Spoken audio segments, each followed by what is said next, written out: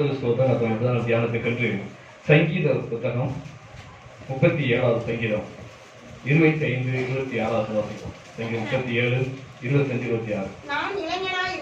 நான் இளைஞனாயிருந்தேன், முதிர் வயதுள்ளவனானேன், ஆனாலும் நீதிமான் கைவிடப்பட்டதையும் அவன் சந்ததி அப்பத்துக்கு இறந்ததையும் நான் காணவில்லை.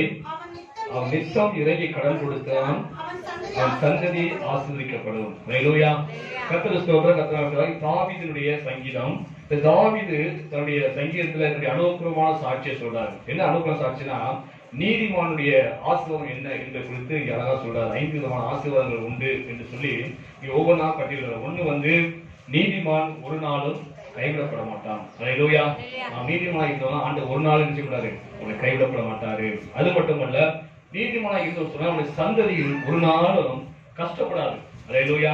நீதிமானாக இருந்தோம்னா நம்ம சந்ததி, பிள்ளைகள் எல்லாம் என்ன பண்ணுவோம், ஆசீர்வாதமா இருக்கும். அது கஷ்டப்படவே படாது. ஒரு நாள் ஆகாரத்துக்காக பிறர் கையை என்ன செய்யாது, எதிர்பார்க்காது. அதான் ஆகாரத்துக்காக என்ன செய்யாது உண்டு, அப்பத்துக்காக இடம் தெரியாத வசனம் சொல்லுது. ஹல்லேலூயா. ஆக நம் நீதிமானாக இருந்தால் தேவன் ஒரு நாளும் கைவிட மாட்டார். நம்முடைய சந்ததியை ஆண்டவர் என்ன செய்வாரு, போஷிப்பார், அவர்களை பாதுகாப்பார். அது மட்டுமல்ல, கர்த்தர் நீதிமானுடைய சந்ததி கூட இருப்பார். எப்பொழுதுமே நம்முடைய பிள்ளைகள் மேல ஆண்டுடைய கரம் நிச்சயம் கூடவே இருக்கும். காரணம் என்றால் அவனுடைய அப்பா தகப்பனார் நினைச்சுவாரு நீதிமான் இருந்தபடினாலே சந்ததியிலோட தேவன் இருப்பாரு. அடுத்து 4வது, நீதிமான் நித்தம் இறங்கி இருந்துச்சான் கடன் கொடுக்கிறான். அப்படின்னு அர்த்தம், நீதிமான் கடனே வாங்க மாட்டான். ஹல்லேலூயா. நாம் நீதிமானாக இருந்தால் நான் ஒரு நாளும் கடன் படவே மாட்டோம். ஹல்லேலூயா. 5வது சரி, அவனுடைய சந்ததி கர்த்தராலே ஆசீர்வதிக்கப்படும். ஹல்லேலூயா. தேவனுடைய ஆசீர்வாதம் எப்பொழுதுமே அவன் சந்ததி மனுஷியம் இருக்கும். 5 விதமான ஆசீர்வாதம் நீதிமானுக்கு உண்டு என்று தன்னுடைய அனுபவபூர்வமான சாட்சியை இங்கே தாவீது சொல்வதை கேட்கிறது. அவன் நீதிமானா யாரு என்று பார்த்தா, யார் நீதிமானா? சுருக்கமா சொன்னா, நம்முடைய பாவங்கள்லாம் மன்னிக்கப்பட்டவன் நீதிமான். ஹல்லேலூயா. ஆண்டு எத்தனை நாள் கழுவப்பட்டவன் எல்லாருமே நீதிமான் தான். ஹல்லேலூயா. சுருக்கமா நீதிமான பெருசா விளக்கமாக அதுக்கு பெரிய சத்தியமே இருக்குது, அதுக்கு பிரசங்கமே இருக்குது. அப்படி அந்த சுருக்கமா சொல்றேன், நம்முடைய பாவங்கள் மன்னிக்கப்பட்டா நாம் யாரு? நீதிமான். ஆண்டு எத்தனை நாளே நாம் கழுவப்பட்டவன் சொன்னா நாம் யாரு? நீதிமான். ஹல்லேலூயா. அவன் இன்னைக்கெல்லாம் நம்ம நீதிமானா இருக்கிறோமா என்பதை சிந்திச்சு பாருங்க. நீதிமானா இருக்கிறோமா நினைச்சு பாருங்க. இன்னைக்கு 99% பேர், 199 நம்ம சாவப்பட்ட எல்லா சமயம் சேர்த்து சொல்றேன், இவ்வளவு சொல்றேன், நம்ம 199 பேரு பாவம் மன்னிக்கப்படவே இல்லை. ஹல்லேலூயா. சபையில சொல்லுங்க, 199 பேர் பாவம் என்ன செய்யல, மன்னிக்கப்படல. ஏன் மன்னிக்கப்படல? பாவத்தை என்ன செய்யல, அறிக்கை செய்யவே இல்லை. ஆண்டவர் சமூகத்துல அறிக்கை செய்யவே இல்லை. ஏன்னு சொன்னா, அவங்க செய்த பாவம் அவங்களுக்கு பாவமாவே தோணல. என்னதுல அவங்க பாவமா செய்யற பாவம் கணக்கு என்ன பாவமா தோணல. ஹல்லேலூயா. அதுக்கு நீதியை கற்பிக்கிறாங்க. நான் செஞ்சது நியாயம்தான், யாரா இருந்தாலும் அப்படித்தான் செய்வாங்க, நான் செஞ்சது சரிதான் என்று சொல்லி தன் பாவத்துக்கு நீதி கற்பிக்கிறாங்க. தன் பாவத்தை ஒத்துக்கொண்டு ஆண்டவர் சமூகத்துல அறிக்கை செய்து ஆண்டவர் எத்தனை நாளை கழுவி பசுத்தப்படுத்தும் என்று ஜெபம் பண்றது கிடையாது. அது நிமித்தமாக அநேகருடைய பாவங்கள் இன்று மன்னிக்கப்படவில்லை. அப்ப அநேக பாவங்கள் மன்னிக்கப்படாட்டா நாம யாரு? பாவிதான். ஹல்லேலூயா. இன்னைக்கு ஆண்டவர் இயேசு வந்தாருன்னா என்ன செய்வோம்? பாவி போக முடியுமா? இல்ல மரணம் வந்துச்சு, நமக்கு இன்னைக்கு மரணம் சம்பவிச்சு சொன்னா நம்முடைய ஆத்மா எங்க போகும்? சொல்லுங்க, நேரத்துக்கு போகும். ஹல்லேலூயா. நம் பாவத்தை ஆண்டவர் சமூகத்தில் அறிக்கை செய்ய வேண்டும். உங்களுடைய பார்வையில நீங்க செய்த பாவம் என்பது சரியா தெரியலாம், ஆனால் வேத வசனத்தை ஒப்பிட்டு பாருங்க. வேத வசனத்தை அந்த பக்கத்துல வச்சு பாருங்க. நாம் செய்தது வேத வசனத்தின்படி நியாயமா, அது பாவமா, இல்ல சரியானதா என்பதை நீ ஆராய்ந்து பார்த்து என்ன செய்யணும்? அந்த பாவத்தை ஒத்துக்கொள்ள வேண்டும். அதான் பெரிய பிரச்சனையே. அதான் நமக்கு இன்னைக்கு தேவனுடைய வாழ்க்கையில ஒரு பெரிய பிரச்சனை சொன்னா, தன் பாவத்தை யாருமே செய்யறதில்ல, ஒத்துக்கொள்வது கிடையாது. ஹல்லேலூயா. ஒப்புக்கொள்வது கிடையாது. அது மறுதளிச்சு தான் பிரச்சனை. அது யார் சொன்னது? எப்படி சொன்னாங்க? அவர் எனக்கு பிரியாத அதனால சொல்லியிருப்பா. அவன் சொல்லியிருப்பான் அப்படின்னு சொல்லி இன்னைக்கு பாவத்தை வந்து ஒத்துக்கொள்வது கிடையாது. அல்லேலூயா. நம்ம இதயத்தை கடினப்படுத்தாதீங்க. நம்ம பாவத்தை எதுவானாலும் சரி ஆண்டவர் சமூகத்தில் அறிக்கை செய்து அவர் இரக்கத்தை பெற்று இயேசு ரத்தத்தினால் கழுவப்பட்டாதான் ஒரு நீதிமானாக முடியும். அல்லேலூயா. வார்த்தை இருந்துச்சா இல்லையா? தாவீது பாவத்தை மறைச்சு வச்சு வாழ்ந்தாரு. ஆனாலும் நாத்தான் தீர்க்கதரிசியால் உணர்த்தப்படும் போது என்ன செய்றாரு? இந்த பாவத்தை என்ன செய்யல? அவர் மறைக்கல. ராஜா தான் நினைக்கும். அது நினைச்சுதான் மறைச்சிருக்கலாம். நாத்தானே கொண்டு போட்டுக்கலாம் வந்து என்ன குறை சொல்றேன்னு சொல்லி கொண்டு போட்டுக்கலாம் வந்து. ஆனா என்ன சொல்ற? பாவத்தை மறைக்காதபடிக்கு ஆண்டவர் சமூகத்தை அறிக்கை செஞ்சாரு. அதான் சங்கீதம் 51 அப்படி முழுசா எழுதப்பட்டிருக்கு. அல்லேலூயா. அதுபோல நாம் யாராக சரி நம்முடைய பாவத்தை மறைக்காதபடிக்கு ஆண்டவர் சமூகத்தை அறிக்கை செய்து அதை விட்டுவிட வேண்டும். அப்பதான் தேவனுடைய இரக்கத்தை பெற முடியும். அப்பதான் ஆண்டவர் ரத்தத்தினாலே இயேசு ரத்தத்தினாலே நாம் கழுவப்பட முடியும். நாம் பரிசுத்தமாக முடியும். அல்லேலூயா. ஆண்டவர் பட்டணத்துல 10 நீதிமானை தேடுறார். 10 நீதிமானை ஒரு பட்டணத்துல 10 நீதிமான் தேடுறாரு. ஒரு பட்டணத்துல 10 நீதிமான் இருந்தா அந்த பட்டணத்துல இருக்க மக்கள் எல்லாம் கொள்ளாத மக்களா இருந்தாலுமே தேவனுடைய கோபத்தின் அதிகமான மக்கள் வந்தாலுமே அந்த 10 நீதிமான் நிமித்தமாக அந்த கோபத்தை தவிர்த்து அந்த பட்டணத்தை ஆசீர்வதிக்கிறாரு. அல்லேலூயா. அது மட்டும் இல்ல, அந்த பட்டணத்தை ரட்சிக்கிறாரு. அல்லேலூயா. யாரோ பாவியா இருந்தாலும் அவரெல்லாம் நம் நிமித்தமாக இந்த நீதிமான் நிமித்தமாக ஆண்டவர் அவர் ரட்சிக்கிறார். ஒரு எழுப்புதல் உண்டாயிரும். அல்லேலூயா.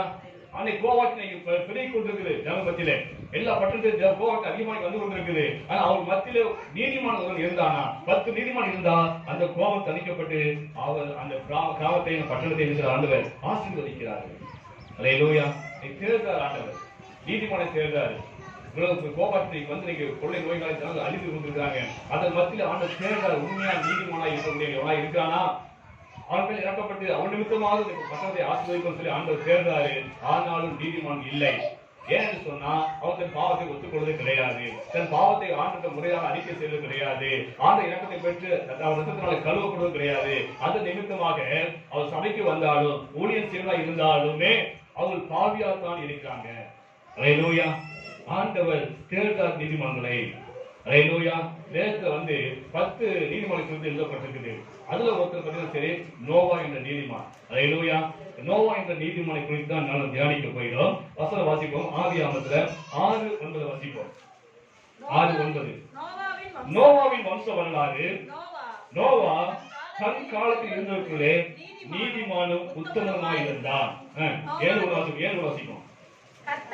கர்த்தர் நோவாவை நோக்கி நீயும் உன் வீட்டார் அனைவரும் பேருக்கு பிரவேசியுங்கள். இந்த சந்ததியில் உன்னை எனக்கு முன்பாக நீதிமானாக கண்டேன். 2 வசனத்துல சரி நோவா நீதிமான் என்பதை ஆண்டவரே சொல்றாரு. அல்லேலூயா. 2 வசனத்துல 2 இடத்துல சரி நோவா நீதிமான் என்று ஆண்டவர் சான்று கொடுக்கிறார். அல்லேலூயா. அப்படிப்பட்ட நீதிமானாக நோவானை வாழ்ந்தார். அவன் வாழ்ந்த காலத்துல எல்லா மக்களும் கொள்ளாத மக்கள், எல்லா மக்களும் அக்கிரமம் செய்த மக்களா இருந்தாங்க. ஆனா அவன் மத்தியில நீதிமானாக யாரு? நோவா. அல்லேலூயா. அதுதான் ஆண்டவர் சொல்லி கொடுக்கிறாரு. அல்லேலூயா. ஆனா நீதிமானுக்குரிய ஆசீர்வாதங்கள் 3 விதமான ஆசீர்வாதங்கள் நோவாவோட இருந்துச்சு. அந்த அந்த நீதிமான் அவனை போல நீதிமான் நாமும் வாழ்ந்தோம்னு சொன்னா அதே ஆசீர்வாதம் நமக்கும் இருக்கும். அல்லேலூயா. அது என்ன ஆசீர்வாதம் சொன்னா வாசிப்போம். முதலாவது ஆதியாகமத்துல 5ஆம் அதிகாரம் 29 வாசிப்போம். ஆதியாகமம் 5:29 கர்த்தர் சபித்த பூமியிலே நமக்கு உண்டான எல்லா வேலையிலும் நம்முடைய கையில் பிரயாசத்திலும் இவன் நம்மை தேற்றுவான் என்று சொல்லி அவருடைய தகப்பன் நோவா என்று பெயரிட்டான். அல்லேலூயா. நோவாவுடைய தகப்பன் லாமேக்கு தன்னுடைய பிள்ளைக்கு என்ன பெயர் வச்சாரு? நோவா என்று பெயர் வச்சாரு. ஏன் நோவா என்று பெயர் வச்சாரு? நோவா என்ன அர்த்தம்? ஆறுதல் அர்த்தம். நோவனா ஆறுதல் அர்த்தம். ஆக இந்த மகன் எனக்கு ஆறுதலாக இருப்பான், என் குடும்பத்துக்கு ஆறுதலாக இருப்பான் என்று சொல்லி அந்த மகனுக்கு நோவா என்று பெயர் வைத்தாரு. அல்லேலூயா. ஆக அந்த லாமைக்கு எதிர்பார்த்தபடியே தன் தகப்பனுக்கும் தாய்க்கும் நோவா இருந்தாரு, ஆறுதலாக இருந்தாரு. அல்லேலூயா. உலகமே பாவத்தை கிடக்குங்க. அந்த நாட்கள் 50 கோடி ஜனங்கள் வாழ்ந்தான்னு சொல்லி சொல்றாங்க சரித்திராசிரியர். 50 கோடி ஜனங்கள் உலகத்துல வாழ்ந்துருக்காங்க. அந்த 50 கோடி ஜனங்களையும் ஆண்டவர் பார்க்கும்போது எப்படி இருக்காங்க? எப்படி இருக்காங்க? கொல்லாமலா இருக்காங்க. அவருடைய எண்ணங்கள் சிந்தைகள் எல்லாம் பாவம் நிறைந்ததா இருக்குது. ஆனா அந்த 50 கோடி ஜனத்துல இந்த நோவா மட்டும் இருக்கான், நீதிமானா இருக்கிறான், எவனுக்கு பயந்து வாழ்ந்து கொண்டு இருக்கிறான். இதை பார்க்கும்போது தாய் தாப்பு எப்படி இருக்கான்? என் மகன் எப்படி இருக்கான்? நீதிமானாய் இருக்கிறான். தேவனுக்கு பயந்து அத்தனை கோடி ஜனங்களும் அப்படியே பாவத்தை விழுந்து கிடந்தாலும் அக்கிரமத்தை அழிந்து போனாலும் என் பிள்ளை எப்படி இருக்கான்? நீதிமானாய் தேவனுக்கு பயந்து வாழ்கிறானே என்று சொல்லி ஒரு ஆறுதல். அல்லேலூயா. ஒரு தேற்றம் அவனுக்கு இன்னும் அந்த லாபம் கிடைச்சது, தகப்பனுக்கு கிடைச்சது. அல்லேலூயா. அவன் பேர் வைத்ததுபடி அவனுக்கு பெற்றோர் எந்த ஒரு எதிர்பார்ப்புல பேர் வச்சாங்களோ அந்த எதிர்பார்ப்பின்படி அவன் தன் தகப்பனுக்கும் தாய்க்கும் ஆறுதலான பிள்ளையாக இருந்தான். அல்லேலூயா. இந்த நாட்களிலே நாம பெற்றோருக்கு எப்படி இருக்கணும்? எப்படி இருக்கணும்?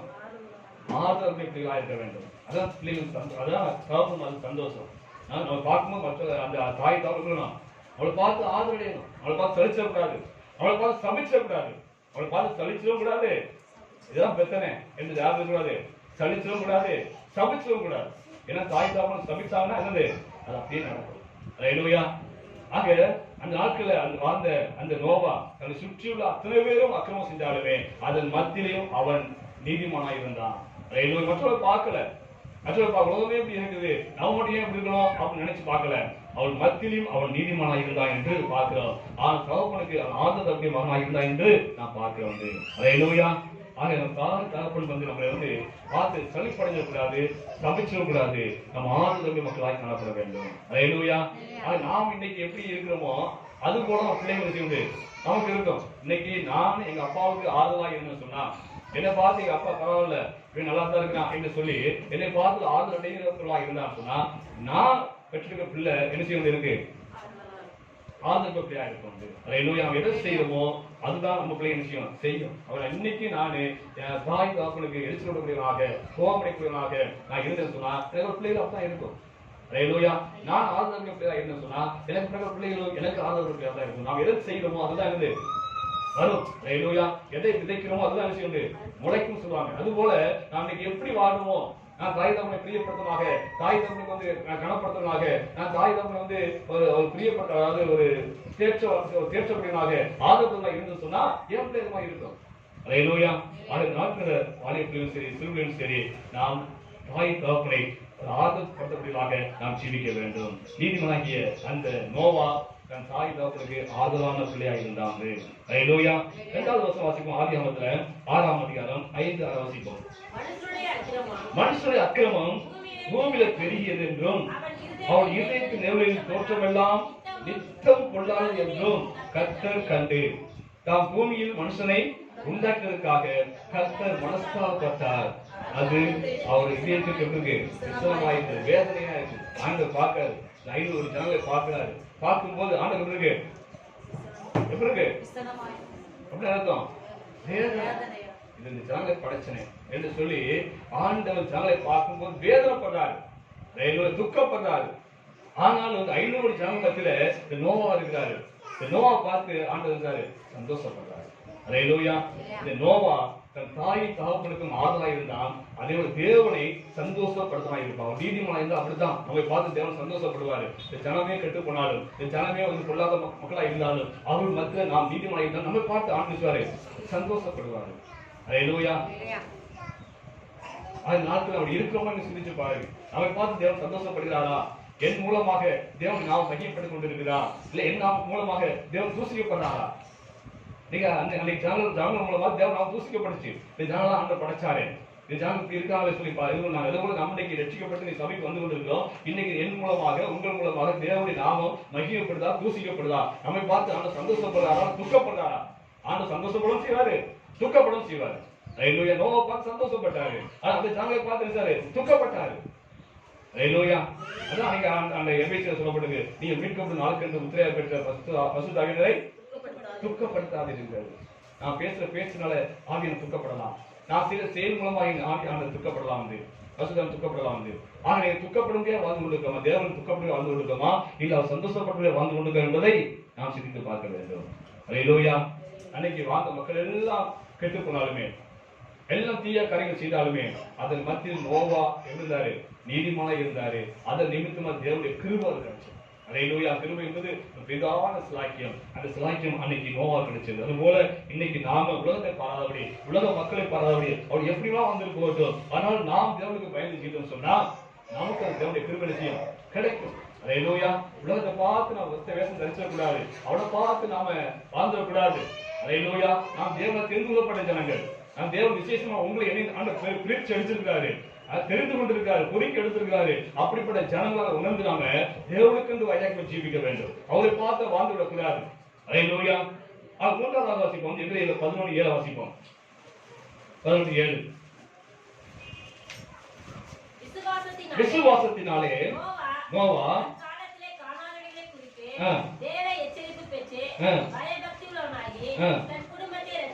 தன் குடும்பத்தை ரட்சிப்பதற்கு வேலையை உண்டு பண்ணினான். அதனாலே அவன் உலகம் ஆற்றிக்கொள்ளான் என்றும் தீர்த்து விசுவாசத்தில் உண்டாகும் நீதிக்கு சொந்தவனானான். போதும். அல்லேலூயா. நோவா தன் குடும்பத்தை ரட்சிக்கும்படியாக வேலையை உண்டு பண்ணினான். அல்லேலூயா. நல்ல ஒரு குடும்ப தகப்பன், நல்ல குடும்பத்துல நல்ல ஒரு தலைவனாக நினைச்சாந்து நோவா இருக்கிறான். நோவா அதாவது ஒரு நீதிமான் இருந்தால் அந்த நீதிமான் மூலம் என்ன செய்யும்? குடும்பம் ரட்சிக்கப்படும். அல்லேலூயா. நீதிமான் இருந்தால் குடும்பம் என் மூலம் என்ன செய்யும்? ரட்சிக்கப்படும். அதுபோல நோவா நீதிமான் இருந்ததினால நீதிமான் நிமித்தமாக அந்த குடும்பம் ரட்சிக்கப்பட்டது. ஆண்டு பலி உண்டாக்கினார், வேலையை உண்டு பண்ண சொன்னாரு, வேலையை உண்டு பண்ணார். அதன் மூலமா 8 பேர் உலகம் பிரவேசித்தாங்க, அவர் காக்கப்பட்டார். உலகமே அழிஞ்சு போச்சு, ஆனால் 8 பேர் காக்கப்பட்டாங்க. அதுபோல இன்னைக்கு நாம் உண்மையே நீதிமான் என்று சொன்னா நம் மூலமாக நம் குடும்பம் ரட்சிக்கப்படணும். அல்லேலூயா. அதான் ஆண்டவர் கர்த்தர் இயேசு விசுவாசி, அப்போ நீயும் வீட்டாரும் ரட்சிக்கப்படுவீர்கள். அல்லேலூயா. அது இருக்கும், கண்டிப்பா இருக்கும். அதே போல யோசுவா சொல்றாரு, நானும் எங்க வீட்டாரும் என்றால் கர்த்தரையே செய்வோம். அன்னைக்கு பூரா பாருங்க, அன்னைக்கு எகிப்துல ஆண்டு விடுவித்து கொண்டுதாரு, யோசுவா கொண்டுதாரு, நல்ல பாலும் சேர்ந்து அந்த தேசத்தை கொடுத்தாரு. ஆனா தேசத்துல உடஞ்ச உடனே என்னாச்சு? தங்கெல்லாம் சீரிட்டு போயிட்டாங்க, வழி விலகி போயிட்டாங்க. அந்த பிரஜாதி மார்க்கத்தை கற்றுக்கொண்டு அவளை போல அவங்க ஆரம்பிச்சிட்டாங்க. அப்பதான் சொல்றாரு யோசுவா சொல்றாரு, நானும் என் வீட்டாரும் என்றால் கர்த்தரையே சேவிப்போம். அப்ப நான் தலைவன் எப்படி இருக்கானோ அப்படிதான் குடும்பம் இருக்கும். அதாவது குடும்ப தலைவன் எப்படி இருக்கானோ அதை குடும்ப விஷயம் இருக்கும். அல்லேலூயா. நான் சரியா ஆண்டவரை இருந்த சொன்னா என் குடும்பம் ஆண்டவர் சரியா இருக்கும். அல்லேலூயா. நான் பயமாலாம் ஜீவித்தனா என் பிள்ளைகளும் குடும்பம் இருக்கும், பயமால தான் ஜீவித்துக் கொண்டு இருக்கும். அல்லேலூயா. ஆக நோவா நீதிமானாயினாலே அவன் மூலமாக அவன் குடும்பம் ரட்சிக்கப்பட்டது. அல்லேலூயா. ஆக நாம் நீதிமானா இருக்கிறோமா என்று சிந்திச்சு பாருங்க. நீதிமானை வாழ்ந்து கொண்டு இருக்கிறோமா? நீதிமன்ற ஆசத்தை பார்த்தோம், நீதிமன்ற அடையாளத்தை பார்க்கிறோம். நீதிமானா இருந்தால் எப்படி இருப்பான்? தன்னுடைய தகப்பனுக்கு ஆறுதலா இருப்பான், தாய்க்கும் ஆறுதலா இருப்பான். அல்லேலூயா. அவனை பார்த்து ஆறுதல் அடைவாங்க. எவ்வளவு கஷ்டம் ஆசை வந்தாலும், எவ்வளவு பிரச்சனை வந்தாலும் அவனை பார்த்து ஆறுதல் அடைஞ்சுக்குவாங்க. அல்லேலூயா. எவ்வளவு நஷ்டம் வந்தாலும் சரி அவனை பார்த்து பாருங்க, நல்லா இருக்கு போதும், அது போதும், இல்ல பாருங்க எப்படி இருக்குது, எல்லா மத்தியிலையும் எவ்வளவு உத்தமனா ஜீவித்து கொண்டிருக்கிறான், எவ்வளவு அவனை பார்த்து ஆறுதல் அடைஞ்சுக்குவாங்க. அதே போல நம்முடைய படைத்த ஆண்டவரும் அவனை பார்த்து சந்தோஷப்படுவாரு. அவன் குடும்பம் எப்படி இருக்கும்? அவன் மூலம் அவன் ரட்சிக்கப்படும். அல்லேலூயா. இந்த ஆஸ்தம் இருக்கா என்று சிந்திச்சு பாரு. அல்லேலூயா. ஆண்டவர் சொல்றாரு நோவா பார்த்து 2 முறை சொல்றாரு அவன் நீதிமான் என்று. அவன் எப்படி வாழ்ந்திருப்பான் சிந்திச்சு பாருங்க. முதலாவது பார்த்தீங்கன்னா சரி வாசிப்போம், அவன் எப்படி ஒரு நீதிமான வாழ்ந்தான் வாசிப்போம். ஆதியாகமத்துல 6:9 வாசிப்போம். 6:9 நோவாவின் வம்ச வரலாறு. நோவா தன் காலத்தில் இருந்தவர்களுக்குள்ளே நீதிமானும் உத்தமனுமாய் இருந்தான். அல்லேலூயா. முதலாவது நோவா எப்படி வாழ்ந்தான் சொன்னா, அவன் காலத்துல பாத்தீங்கன்னா சரி எல்லாரும் பொல்லாத மனுஷன் இருந்தாலுமே அவன் எப்படி நான் சொன்னா நீதிமானும் உத்தமனுமாய் இருந்தான். அல்லேலூயா. உத்தமம் உண்மைத்தன்மை 2 ஒன்று போல இருக்கலாம். வார்த்தை உண்டு. உத்தமம் உண்மைத்தன்மை 2 வார்த்தை ஒன்று போல இருக்கலாம். ஆனால் 2க்கும் வித்தியாசம் உண்டு. உத்தமத்துக்கு அர்த்தம் உண்டு, உண்மைத்தன்மைக்கு ஒரு அர்த்தம் உண்டு. அவன் உத்தமம் என்று சொன்னா என்ன அர்த்தம் சொன்னா, உத்தமம் என்று சொன்னால் மற்றவர்கள் பார்த்து முன்மாதிரியா இருக்கக்கூடிய வாழ்க்கை. அல்லேலூயா. மற்றவர்கள் பார்த்து பரவாயில்ல இவனைப்போல வாழணும், இவனைப்போல ஆண்டவன் ஜீவிக்கணும் என்று சொல்லி நம்மை பார்த்து நம்ம நினைச்சோம் ஒரு முன்மாதிரியா வைத்து வாழணும். அப்படிப்பட்ட வாழ்க்கை வாழ்றவன் தான் என்னது உத்தம வாழ்க்கை என்று அர்த்தம். அல்லேலூயா. யோபுக்கு என்ன சொல்ற ஆண்டவர், உத்தமனும் சன்மார்க்கமா ஜீவித்தான். அல்லேலூயா. ஏன் உத்தமனா இருந்தான்? யோபு வாழ்க்கை பாருங்க, எவ்வளவு பாடுகள் வந்தாலும் கஷ்டம் வந்தாலும் ஒருபோது தேவனை முறுமுறுக்கவே கிடையாது. அது முன்மாதிரியா வாழ்ந்தான். அல்லேலூயா. எவ்வளவு பாடு கஷ்டம் வந்தாலும் நம்ம ஒருபோது தேவனை சொல்லாது முறுமுறக்கூடாது. தகவல் நம்பிக்கை தான் செய்வார் ஆண்டு சொல்லி விசுவாசத்துல இருக்கணும். ஆண்டு கொடுத்தா ஆண்டு எடுத்துக்கொண்ட ஆண்டு நமக்கு ஸ்தோத்திரம் சொன்னான். எல்லாத்துலயும் பறிஞ்சு போச்சு. அப்படி அடக்கும்போது சொல்றான், அந்த வார்த்தையை சொல்றான். அப்ப அவனை போல நாம் என்ன செய்யணும், வாழ கற்றுக்கணும். முன்மாதிரியா யோபு ஜீவித்துக் கொண்டிருக்காரு. அதே போல நோவாவும் வாழ்ந்தாரு. அதனாலதான் ஆண்டு சொல்ற இவ்வளவு ஜனங்கள் சீர்கெட்டு போனாலுமே அதன் மத்தியில நோவா நல்லபடியாக உத்தமனா ஜீவித்துக் கொண்டிருக்கான். அவனை பார்த்து மட்டும் கற்றுக்கொள்ள வேண்டும். அப்படி உண்மையான வாழ்க்கை வந்ததினால்தான் அவன் ஆண்டவர் சொல்றாரு அவன் உத்தமனாய் வாழ்ந்தான் என்று. ஹல்லேலூயா. அன்னைக்கு இந்த சந்ததி 2 பேர் தான், காயின் சந்ததி, சேத்து சந்ததி, 2 சந்ததி தான். அந்த 6ஆம் அதிகாரத்துல நீங்க பார்த்தா சரி, 1 இருந்து 5 வரைக்கும் வாசிப்பது சரி, 2 சந்ததி தான். 2 சந்ததி பார்த்தீங்கன்னா சரி, அந்த காயின் வழி ஒரு சந்ததியை வேற சொல்லுது, மனுஷகுமாரன் சொல்லுது. வச்சுக்கீங்களா? 6ஆம் அதிகாரத்துல 4ஆம் வாசிங்க. நாட்களில் ராட்சதர் பூமியிலே இருந்தார்கள்.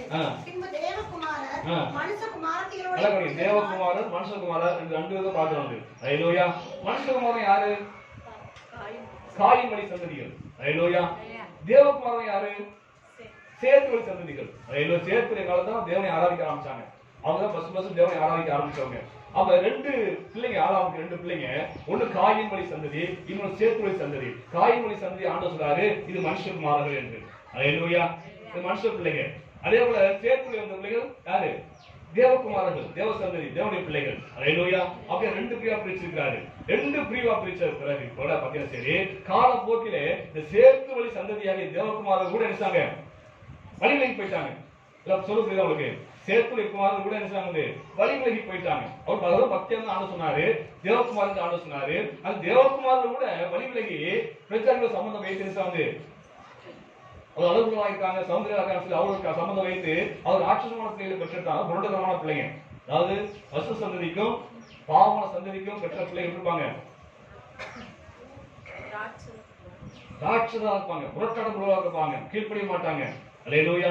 அதான் அன்னைக்கு ராட்சச சந்ததி சொன்னா அப்படின்னா அர்த்தம் இல்லை. ராட்சசனா அவங்க பெரிய உருவம் தோற்றம் தான் சொன்ன அர்த்தம் இல்ல, முரட்டாட்டம் உள்ள சந்ததிகள். அதான் ராட்சசன் சொல்லப்படுது. அப்படிப்பட்ட சந்ததியை அவங்க பெற்றெடுத்தாங்கன்னு சொல்லப்படுது. ஆனா இப்படி காயின் வழி சந்ததியும் விழுந்து போச்சு, சேத்து வழி சந்ததியும் விழுந்து போச்சு. ஆனா அந்த மத்தியில இந்த நோவா இருந்தாரு, உத்தமனாக இருந்தார். ஹல்லேலூயா. இவர் வழி விலகி போகவில்லை, மற்றொரு முன்மாதிரியா வாழ முடியாத வாழ்க்கை வாழ்ந்தாரு என்று சொல்லப்பட்டிருக்குது. ஆக உத்தமமாய் ஜீவித்தார் என்று சொல்லப்பட்டது. ஆக சேத்து வழியில கெட்டு போனாலும், சேர்த்து வழி விழுந்து போனாலும் அதன் மத்தியில நோவை கத்த பிரித்தெடுத்த போல வாழ்க்கை இருந்தாரு, அவனுக்கு கொடுத்தாரு. ஹல்லேலூயா. அவன் பிரித்தெடுக்கப்பட்ட வாழ்க்கை ஒரு முன்மான வாழ்க்கை தான் என்னது? உத்தமமான வாழ்க்கை. ஹல்லேலூயா. ஆபிரகாம் வாழ்க்கை பாருங்க, அவரை ஆண்டுச்சாரு, பிரித்தெடுக்கிறாரு. அவர் ஒரு விக்கிரக குடும்பத்துல விக்கிரகத்தை செய்து அதை விற்கக்கூடிய வழிபடக்கூடிய ஒரு கூட்டத்தில் பிறந்தவன் தான் ஆபிரகாம். ஆனா ஆண்டவரை வேறு பிரிக்கிறாரு, நீங்க வா, வெளியே வா அப்படின்னு சொல்லி அவன் வேறு பிரிச்சு நான் காட்டு தேசத்துக்கு போக சொல்லி அவனை வேறு பிரிக்கிறார். அப்படி நேரத்தை வந்து ஒரு தேசத்தை விட்டு, ஒரு ஜனத்தை விட்டு, பிறந்த விட்டு நீ என்ன செய்ய புறப்பட்டு வா என்று சொன்னாரு. ஹல்லேலூயா. அந்த பிறகு அவன் கத்தருக்கு உண்டா உத்தமமா ஜீவித்தான். அவர் சொன்னார், எனக்கு உண்டா நடந்து கொண்டு உத்தமனாகிரு. ஹல்லேலூயா. மனுஷன் மத்தியில இல்ல, மனுஷனுக்கு பார்வை இல்ல, எனக்கு முன்பாக நடந்து கொண்டு உத்தமனாகிரு என்று ஆண்டவர் ஆபிரகாம் சொன்னாரு. ஹல்லேலூயா. அது பிரித்தெடுக்கப்பட்ட மனுஷன் ஆபிரகாம். அது விசுவாசத்தின் தகப்பனாக இருந்தாரு. 2வது பார்த்தீங்கன்னா சரி, புதிய பழைய ஏற்பாட்டு சபை அது பார்த்தீங்கன்னா பிரித்தெடுக்கப்பட்டதா, எகிப்துல அடிமைத்தனமாக இருந்த அவங்களை ஆண்டவர் பிரித்தெடுத்து காரணம் கொண்டு வந்தாரு. அவங்களும் பிரித்தெடுத்த சந்ததி தான். அதே போல புதிய ஏற்பாட்டு விசுவாசிகள் நாமும் நீங்களும் யாருன்னா பிரித்தெடுக்கப்பட்டவர்கள். ஹல்லேலூயா. எதிர்த்து பிரிக்கப்பட்ட ஆண்டவர் பிரித்தெடுத்தாரு, மாறுபாடு சந்ததியாகிய வாசிக்க அப்போஸ்தலர் 2 வாசிப்போம் 40.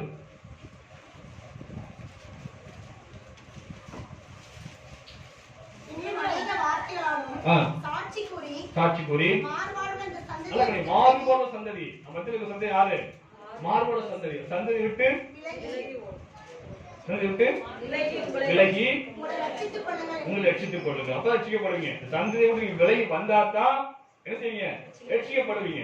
ஹல்லேலூயா. ஆனா நீ விலக மாட்டேங்கிறோமே, அவங்கள நீ ஒட்டி போயிட்டு இருக்க ஒழிய அவங்களுக்கு விலகி வர மாட்டேங்க, அவ்வளவுதான் நீ பார்த்து காப்பிடிக்கலாம் அப்படி ஒழிய நான் உண்மையை வாழ மாட்டேங்கிறோம். நம்மை பார்த்து அவங்க கற்றுக்கொள்ள வேண்டும், ஆனா அப்படி அல்ல, அவங்களை பார்த்து நம்ம கற்றுக்கொள்ள. அதான் நடக்குது. அந்த காலத்துல இந்த காலம் வரைக்கும் ஆண்டவர் சொன்ன வார்த்தைக்கு மாறாக நம்மை பார்த்து அவங்க கற்றுக்கொள்ள வேண்டிய விட்டுவிட்டு அவங்களை பார்த்து நீங்க நினைச்சு தேவப்பிள்ளை நீங்கள் நானே கற்றுக்கொண்டு இருக்கிறோம். அப்புறம் எப்படி நம்ம மீன் போனாக்க நம்ம ஒரு உத்தம ஜீவிக்க முடியும்? ஹல்லேலூயா. நம்மை பார்த்து அவர் கற்றுக்கொள்ள வேண்டும். ஹல்லேலூயா. அப்படிப்பட்ட வாழ்க்கை வாழ்றதுதான் உத்தமமான வாழ்க்கை. 2 கொரிந்தியர் 6:17 வாசிப்போம். 2 கொரிந்தியர் 6:17.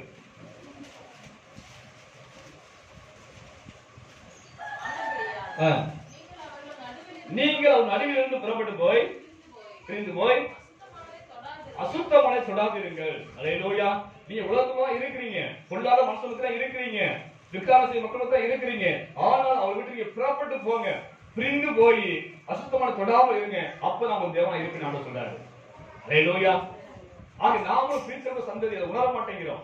அது நம்ம புரிந்து கொள்ள மாட்டோம். சத்தியத்தை புரிந்து கொள்ளாம சேர்ந்துருக்கு. உன்னோட ஒண்ணு நீ கலந்து போயிருக்க, வெளியே போய் சபை விட்டு வெளியே போயாச்சுன்னா அவன் கிறிஸ்தவனா இந்துவா என்பது மற்றொரு ஜாதியா என்பது கோஜாதி என்பது கண்டுபிடிக்க முடியல. அப்படின்னு வாழ்க்கை இருக்குது, அவன் ஜீவி அப்படி இருக்குது. அவனை போல நான் போனி பேசணும், அவனை போல சண்டை போடுறோம், அவனை போலயே நீ வாழ்ந்து கொண்டு இருக்கிறாங்க. ஆக ஒரு வேறுபாடு இல்லாத வாழ்க்கை வாழ்ந்து கொண்டிருக்க. அப்படி அல்ல, ஆண்டவர் வேறுபாடுல வாழ்க்கை வாழத்தான் உங்களை என்ன தெரிந்து கொண்டாரு. அப்படி வேறுபாடுல வாழ்க்கை வாழ்றவன் தான் நீதிமான், அவன் தான் உத்தமமானவன். ஹல்லேலூயா. நோவா அந்த நாட்களிலே உத்தமமாய் ஜீவித்தான் என்று வேதத்தில் வாசிக்கிறோம். இரண்டாவது ஆதியாகமம் 6:9 வாசிப்போம். 6:9 நோவா வம்ச வரலாறு. நோவா தன் காலத்தில் இருந்தவர்களுக்குள்ளே நீதிமானும் உத்தமமாய் இருந்தான். நோவா தேவனோடு சஞ்சரித்துக் கொண்டிருந்தான். ஹல்லேலூயா. இது ஆங்கிலத்தில் நீங்க பைபிள் படிச்சா சரி, நோவா வாக் வித் காட் என்று போட்டிருக்கு. நோவா அப்படின்னா என்னது? நோவா தேவன் நடந்தான். ஹல்லேலூயா. அவன் என்ன அர்த்தம்? இது எதுக்கு வார்த்தை என்ன? நோவா மனுஷனோடு நடக்கல. ஹல்லேலூயா. நோவா மனுஷனோடு சஞ்சரிக்கவில்லை. யாரோடு சஞ்சரித்தான்? தேவனோடு சஞ்சரித்தான். ஹல்லேலூயா. மனுஷனோடு சஞ்சரிக்கல. நோவாவுடைய வாழ்க்கையில பெரும்பாலான நேரத்தை யார் கொடுத்தாங்க? ஆண்டவர் கொடுத்தாங்க. ஹல்லேலூயா. நீங்க பெரும்பாலான நேரத்தை யார் கொடுக்கலாம்? சொல்லுங்க. செல்போனுக்கு தான் கொடுக்குறோம். காலம் கெட்டு போச்சு, நேரம் செல்போனுக்கு தான் நீங்க வாழ்க்கையில அதிகமான நேரத்தை கொடுக்க முடிய, அது தேவனுக்கு கொடுக்கிறது இல்லை. அன்னைக்கு மனுஷனோடு வாழல, மனுஷனோடு சஞ்சரிக்கவில்லை. அங்கதான் பூமியில வாழ்ந்தான், பூமியில ஜீவித்தான். அவன் குடும்பம் இருக்குது, பிள்ளைகள் இருக்குது, எல்லா மருமகள் இருக்காங்க, எல்லாம் இருக்காங்க. ஆனாலும் நேரத்தை யாருக்கு அதிகமா செலவு செய்ய சொன்னா ஆண்டோடு செலவு செய்யறாங்க. ஹல்லேலூயா. அன்னைக்கு நம்ம யாரோட அதிகமா செலவு செய்யறோம்? நாம் நீதிமா வாழ முடியும், நம்ம உத்தமமா ஜீவிக்கிறோமா? நான் வருகை வந்தா நீ போயிடுவோமா? நினைச்சு பாருங்க. ரொம்ப இன்ட்ரெஸ்டா வாழ்ந்துட்டு இருக்கிறோம். ஆண்டு வந்தா கூட கொஞ்சம் பொருங்க, ஆண்டவரே முடிச்சுட்டு வந்துடுறேன் அதான் சொல்லுறோம். சொல்லக்கூடிய நிலைமையில இருக்கக்கூடிய வாலிப பசங்க வாலிப இருக்காங்க. ஆண்டவர் இந்த நேரத்தை கொடுக்கணும்னு நினைக்க மாட்டேங்கிறோம். ஹல்லேலூயா. ஆண்டு வரை எத்தனை வரலாம். நீங்க அவங்க உலகத்துக்கு கடைசி நாள் வந்திருக்கிறோம். இன்னும் அழிவு அதிகமா வரப்போகுது. ஆண்டு எச்சரிக்கிறாரு, அழிவு இன்னும் அதிகமா வரப்போகுது. ஆக இந்த நாட்கள் நம்ம இப்படியா நிருசாரமாக இந்த செல்லிலேயே நம்ம நேரத்தை வீணாக்கிட்டு சொன்னா, டிவிக்கு முன்னாலேயே நேரத்தை வீணாக்கிட்டு சொன்னா எப்படி வரையில போக முடியும்? அழிவு அதிகமா வந்து கொண்டு இருக்கு. ஆண்டு வருகை எப்படி சைவமாக இருக்கிறேன்? ஆண்டு வருகை எப்படி இருக்கும் சொல்லுங்க? மின்னலை போல இருக்கும். ஆண்டு வருகை எப்படி இருக்கும்? மின்னலை போல இருக்கும். திருநெல் போல ஆண்டு வருகை சொல்லியிருக்காரு. அது ஒரு செகண்ட் வந்துட்டு போயிடுவாரு. அந்த நேரத்தில் நம்ம உஷாரா இல்லைன்னு சொன்னால், நான் சுதாரிப்பா இல்லைன்னு சொன்னால், நாம எச்சரிக்கையா இல்லைன்னு சொன்னால், நான் இப்படி வரையை கடந்து போக முடியும்? ஹல்லேலூயா. ஏன் மரணம் கூட எப்போ வராம வாழ்க்கையில எதுக்கு கேரண்டி கிடையாது, எதுக்கு உத்தரவாதம் கிடையாது, எப்போ வராமல் சொல்ல முடியாது. 6 வயசுல வரதான் செய்யும், 60 வயசுல வரதான் செய்யும், எப்போ சொல்ல முடியாது. இந்த நேரத்துல நிமிஷத்துல மரணம் வந்துச்சுன்னா நான் உள்ளதை பிரவேசிப்போமா? நீங்க சிந்திச்சு பார்க்கணும். கடைசி காலமா இருக்குது. ஆனா இயேசு கிறிஸ்து பூமியில வாழ்ந்த போது பாருங்க, பகலெல்லாம் ஊழியம், பகலெல்லாம் மனுஷாரு தேவ சுத்தமாக்குறாரு, பிசாசு தொடர்றாரு, அப்படி ஊழியம் பண்ணிட்டே போறாரு, சுவிசேஷம் அழிச்சுட்டே போறாரு. ஆனா சாயந்தரம் ஆச்சு எங்க போறாரு? தனியா மலைக்கு போயிருக்காரு. ஹல்லேலூயா. இயேசு கிறிஸ்து அவர் தேவனாக இருந்தாலும் இந்த பூமிக்கு மனுவுக்கு வந்ததுனாலே அவர் அதிகமான நேரத்தை யாரு சொன்னா ஆண்டு சொல்ல வச்சார். பகலெல்லாம் மனுஷனோட இருந்தாரு, ஊழியம் செஞ்சாரு. அப்பளையும் தேவனா இருந்தாரு, ஜெபம் பண்ணிட்டு இருந்தாரு. ஆனால் சாயந்தரம் ஆச்சுன்னு சொன்னாரு, புரிஞ்சாரு, தனியா போயிடுவாரு. சீசரை விட்டுட்டு, தங்களை விட்டுட்டு, என்ன வேலை தான் சரி, யாரா இருக்கான் சரி, எல்லாத்தையும் விட்டுட்டு தனியாக போய் மலையில போய் ஜெபம் பண்ணுவாரு. அதிகாலை இருட்டோடு ஜெபம் பண்ணுவாரு, இரவு முழுவதும் ஜெபம் பண்ணாரு வேணும் சொல்கிறது. ஹல்லேலூயா. அவர்தான் நீதிமான், அவர்தான் நீதிமான். அப்படி இல்லாதான் நீதிமான் வாழ முடியும். அப்படி இல்லாத பருவத்தை பிரவேசிக்க முடியும். வரக்கு அழிவுக்கு அப்பதான் தப்ப முடியும். பெரிய அழிவு வரப்போகுது. அந்த அழிவு நீ தப்புன்னு சொன்னா நீங்க நோவா போல வாழணும், நோவா போல ஜீவிக்க வேண்டும். உலகத்தோடு சஞ்சரிக்கிறாங்க, மனசோடு சஞ்சரிக்க வேண்டாம். மனசோட நேரத்தை வீணாக்காதீங்க, தேவனோடு நேரத்தை வீணாக்குங்க, செலவு செய்யுங்க, வேதத்தை படிங்க. எப்படி நம்ம தேவனோடு சஞ்சரிப்பது? 3 காரியம் இருக்குது. ஒண்ணு ஜெபம் பண்ணுவது, தனித்து போய் ஆண்டவரை ஜெபம் பண்ணுவது. ஹல்லேலூயா. ரெண்டாவது வேதத்தை தியானிப்பது, உட்கார்ந்து வேதத்தை தியானிங்க. வேதத்தை படிச்சு முடிச்சிருக்கோம் வரைக்கும். எத்தனை சபைக்கு எத்தனை வருஷம் ஆச்சு? இன்னும் படிச்சு முடிச்சிருக்கோமா? எத்தனையோ புத்தகம் படிச்சிருக்கோம், பரிசு எழுதியிருக்கிறோம், விழுந்து பரிசு எழுதியிருக்கிறோம், படிச்சிருக்கோம். அதெல்லாம் பிரயோஜனம் கிடையாது, பலன் கிடையாது. பூமிக்கு பலன் கிடைக்கலாம். ஆனாலும் வேதத்தை படிச்சு தியானிக்கும் போது நம்முடைய சிந்தையெல்லாம் மாறும். அல்லேலூயா. வாழ்க்கையே மாறும், விசுவாசம் மாறும். அதுவும் வேதத்தை படிக்கணும். தேவனுடைய கூட வார்த்தை அது, பசுத்தால் எழுதப்பட்ட வார்த்தை வந்து அது படிக்க படிக்க படிக்க படிக்க ஒரு நாள் சலிப்பு தட்டாது. அல்லேலூயா. அது புதுசா படிச்ச இருக்கு. நானும் 15 வரைக்கும் படிச்சாச்சு. அது படிக்க படிக்க அது புதுசா படிக்கிறவங்க தான் இருக்க முடிய அது வந்து படிச்சு நான் எதுக்கு படிக்கணும் அப்படின்னு நினைக்கக்கூடிய வர நினைப்பேன் வராது. அல்லேலூயா. அதே சமயத்துல தேவனை வந்து பார்த்தீங்கன்னா பசு சிந்தையோடு ஆராதிப்பது, அதுவும் தேவனோடு சந்திப்பது. உதாரணத்துக்கு பார்த்தீங்கன்னா சரி, நான் குமாரத்தில் எப்படி இருக்கும்போது அங்கே வந்து தகரியா பாஷை இருந்தாங்க தெரியும். அதுதான் வந்து ஆரம்ப மொழிக்கு வந்தேன். அவங்க வீட்டுக்கு வந்து தெப்பத்தோட்டத்துலேருந்து 4 வாலிபர்கள் வந்தாங்க. அதில் வந்து பிரபலமாக இருக்கு மாஸ்டர் டி சேகர், பாட்டு படிக்காது இல்லையா, எக்காலம் உதுவம் பாட்டு பண்ணாது இல்லையா, பாயின் கருவில் பாட்டெலாம் பண்ணாது இல்லையா, அந்த டி சேகர். அப்போலாம் வந்து அவர் பிரபலம் இல்லை. டி சேகர், இன்னொரு ஏசுன்னு ஒரு சகோதரர், இவங்க 4 பேர் வந்தாங்க அவங்க வீட்டுக்கு. ஏன்னா அவர் வந்து ஜோசத்தில் மகளை கல்யாணத்தினால அந்த பழக்கத்தில் அவங்க வந்தாங்க.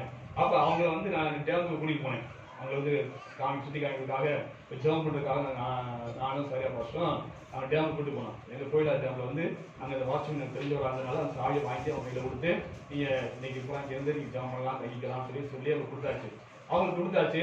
அங்கே ஏசுங்கிற ஒரு சகோதரர் மட்டும் அங்கே வந்து ஜெபம் பண்ணாரு. நாங்கள் எல்லாம் மலைகளுக்கு போய் தனித்தனியாக போய் ஜெபம் பண்ணிட்டு இருந்தோம். நாங்கள்லாம் மணி 2 மணி நேரமாக ஜெபம் பண்ணோம். ஜெபம் பண்ணிட்டு திரும்பி வந்தோம். திரும்பி வந்தால் அந்த அறையில் வந்து அவர் ஜெபம் பண்ணிக்கிட்டே இருக்காரு. ஒரு ஏசுங்கிற பையன் மட்டும். ஏசுங்கிற வந்து யாருக்குன்னா படிப்பறிவு கிடையாது, படிப்பறிவு இல்லை. ஆனாலும் அந்த பெர்மான்ஸ் ஊர், பெர்மான்ஸ் ஊர் சின்ன ஊர் தான், 3 தெரு தான். அது ரோமன் கத்தோலிக்க சபையை சேர்ந்தவங்க 3 தெருமே ரோமன் ஜாதி கிடையாது, மதத்தை சேர்ந்தவங்க கிடையாது. 3 தெரு தான் இருக்கு. நான் போயிருக்கேன். 3 தெரு தான். 3 தெரு வைராக்கியமாக கத்தோலிக்க சபையை சேர்ந்தவங்க. அவங்க பெருமாள் ரட்சிக்கப்பட்டாரு. ரட்சிக்கப்பட்ட உடனே அவர் தன்னோட கிராமம் ரட்சிக்கப்படணும் ஒரு வாஞ்சியில அங்கே ஒரு ஊழியக்காரன் அனுப்பினாரு. ஒரு ஊழியக்காரன் அனுப்பிச்சு அங்கே ஒரு சபையை நீ கட்டுப்பா, என் ஜனங்கள்லாம் அப்படி விற்காரம் செய்து கொண்டு ஆண்டு பிரமண காட்சி செய்யறாங்க, நீ போப்பான்னு சொல்லி ஒரு ஊழியக்காரன் அனுப்பிச்சாரு. அந்த ஊழியக்காரன் இந்த வீட்டில் நுழையும் போதே முதல் கல் எடுத்து அடிச்சு காயப்படுறது யாரும் இயேசுங்க தான். இயேசுங்க வரைவும் தான் முதல் அந்த வந்த ஊழியக்காரனை அடிச்சு காயப்படுறது. ஆனால் ஆண்டவர் முதல் தொட்டது அந்த அவனை தொட்டாரு, இயேசுன்னு தொட்டார். அல்லேலூயா. என் பேர் இயேசு. ஆனால் கொஞ்சம் சரி, அந்த இயேசு வந்து உள்ள வந்து ஜெபம் பண்ணிட்டு இருக்காரு. நாங்கள் வெளியே போய் 2 மணி ஜெபம் பண்ணிட்டு வந்துட்டோம். அவருக்கு பார்த்தீங்கன்னா சரி தொடர்ந்து ஜெபம் பண்ணிட்டே இருக்காரு. அப்போ எப்படி ஜெபம் தான் நான் நிமிஷம் ஜெபம் பார்த்தேன். பார்க்கும்போது நட்டு முழங்க அடிக்காரு. நாங்கள் போகும்போது எப்படி நட்டு முழங்கினாரோ அதே நட்டு முழங்கால நின்று தேவனை ஆராய்ச்சிக்கிட்டே இருக்காரு. ஒரு 2 வாரத்தை ஜெபம் பண்ணுவார். 2 வாரம் ஒரு 2 பல்லவி பாட்டு பாடுவார். திரும்பி 2 வாரம் ஜெபம் பண்ணுவார். 2 பல்லவி பாட்டு பாடுவார். இப்படியே நேரத்தில் வந்து செலவு செய்து கொண்டே இருக்காரு. அது குளிக்கும் போது பார்க்கும்போதே சரி 2 காலம் பார்த்தீங்கன்னா சரி ஒட்டகத்துக்கு எப்படி முழங்கா இருக்கும் பார்த்தீங்களா, மாட்டுக்கு பார்த்துருப்பீங்களா, மாட்டுக்கு பார்த்து முழங்கா இருக்கும். அது போல காய்ச்சி போய் அப்படியே அது தோலை மரத்து போன மாதிரி இருக்குது. அந்த அளவு நட்டு முழங்கால நின்று தேவனை ஆராதிக்கிற ஒரு தேவ மனுஷனாக இருந்தார். அல்லேலூயா. அவர் கர்த்தர் படிப்பறிவு கிடையாது. அது வாழ்க்கை கர்த்தர் ஆசை வச்சு 10 காலேஜ் ப்ரொஃபஸர் தான் கல்யாணம் பண்ணாரு. படிப்பு கிடையாது. ஆனால் கல்யாணம் பண்ணது காலேஜ் ப்ரொஃபஸர் அவங்களுக்கு விரும்பி வந்து அவரை கல்யாணம் பண்ணிக்கிட்டாங்க. அந்த அளவுக்கு ஆண்டவர் வாழ்க்கை உயர்த்தினிக்கு சரி ஆசைவாக இருக்காரு. அதோட டி சேகரம் பற்றியும் சரி அதே மாதிரி அவரும் தேவனுடைய ஆள் தான். அவரும் இன்னைக்கு ஆண்டவர் உயர்த்தி வச்சிருக்காரு. நீங்க அநேக பாட சீடி கூட தான் ஆண்டவர் அதை வந்து பயன்படுத்தி இருக்காரு. ஆனால் அன்னைக்கு நான் பார்க்கும்போது ஆச்சரியப்பட்ட வந்து அப்படி தேவ சமூகத்துல தன்னை அர்ப்பணித்து எல்லாம் மறந்து அப்படியே ஆண்டவர் கூட சஞ்சரிக்கூடிய அந்த அனுபவத்தை நான் பார்த்தேன் வாழ்க்கையில. அல்லேலூயா. அது போல தேவனை ஆராதிக்கணும். நேரத்தை அப்படியா ஆண்டு சமூகத்தை கொடுக்க முடிய நம்ம பார்த்தீங்கன்னா சரி மனுஷனோட சந்திக்கக்கூடிய ஒரு வாழ்க்கை வாழக்கூடாது. அல்லேலூயா. நோவா சுற்றி 1000 பேர் இருந்தாலும் சரி, கணவன் மனைவி இருக்காங்க, பிள்ளைகள் இருக்காங்க, மருமக்கள் இருக்காங்க, எல்லாமே சொந்த பந்தம் எல்லாம் இருந்தாலுமே அவன் யாரோடு சஞ்சரித்தான், யாரோடு நடந்தான்னு சொன்னா யாரோடு தேவனோடு நடக்கிற மனுஷனாக இருந்தாங்க. அல்லேலூயா. கர்த்தரை தேர்ந்த மனுஷனாக இருந்தாங்க. அல்லேலூயா. ஆக அடுத்த 3வது சரி எப்படி 17 வாசிப்போம்.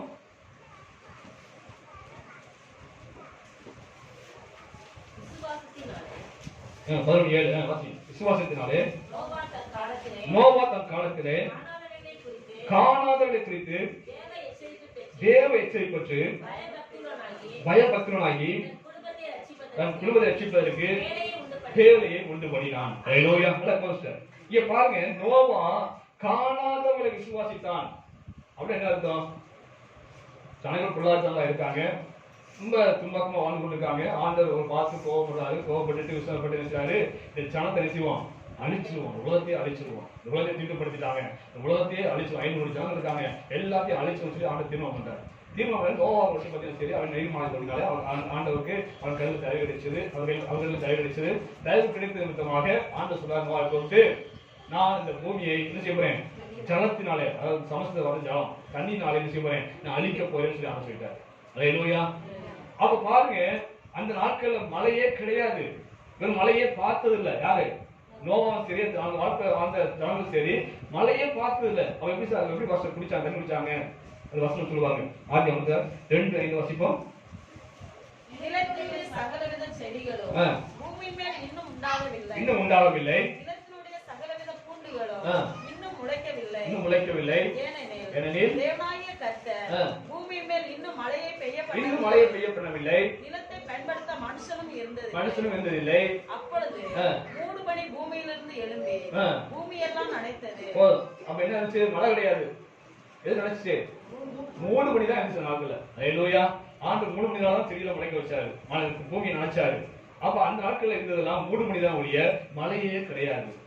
அதை காணாதன்னு சொல்லுங்க ஆண்டு சொல்றாரு. வசனம் சொல்லுங்க, காணாதவை கண்டு விசாரித்தான். காணாதவை ஆண்டு சொல்றாரு, மழையினால இந்த பூமி அழிப்பேன், ஜலத்தினால அழிப்பேன்னு சொல்லும் போது அது காணாதவன், அந்த மழையே பார்த்ததில்லை. ஆனாலும் நோவா விசுவாசித்தான். அல்லேலூயா. நோவா விசுவாசித்தான். ஆதி வாசிப்போம் 6ஆம் அதிகாரம் 11 வாசிப்போம். அப்பொழுது தேவன் நோவாவை நோக்கி, மாம்சமான யாவரின் முடிவும் எனக்கு முன்பாக வந்தது. அவர்களாலே பூமி கொடுமையினால் நிறைந்திருக்கிறது. நான் அவர்களை பூமியோடு கூட அழிக்கப் போகிறேன். நீ கொப்பேர் மரத்தால் உனக்கு ஒரு பேழையை உண்டாக்கு. அந்த பேழையிலே அறைகளை உண்டு பண்ணி அதை உள்ளும் புறம்பாக கீழ் பூசு.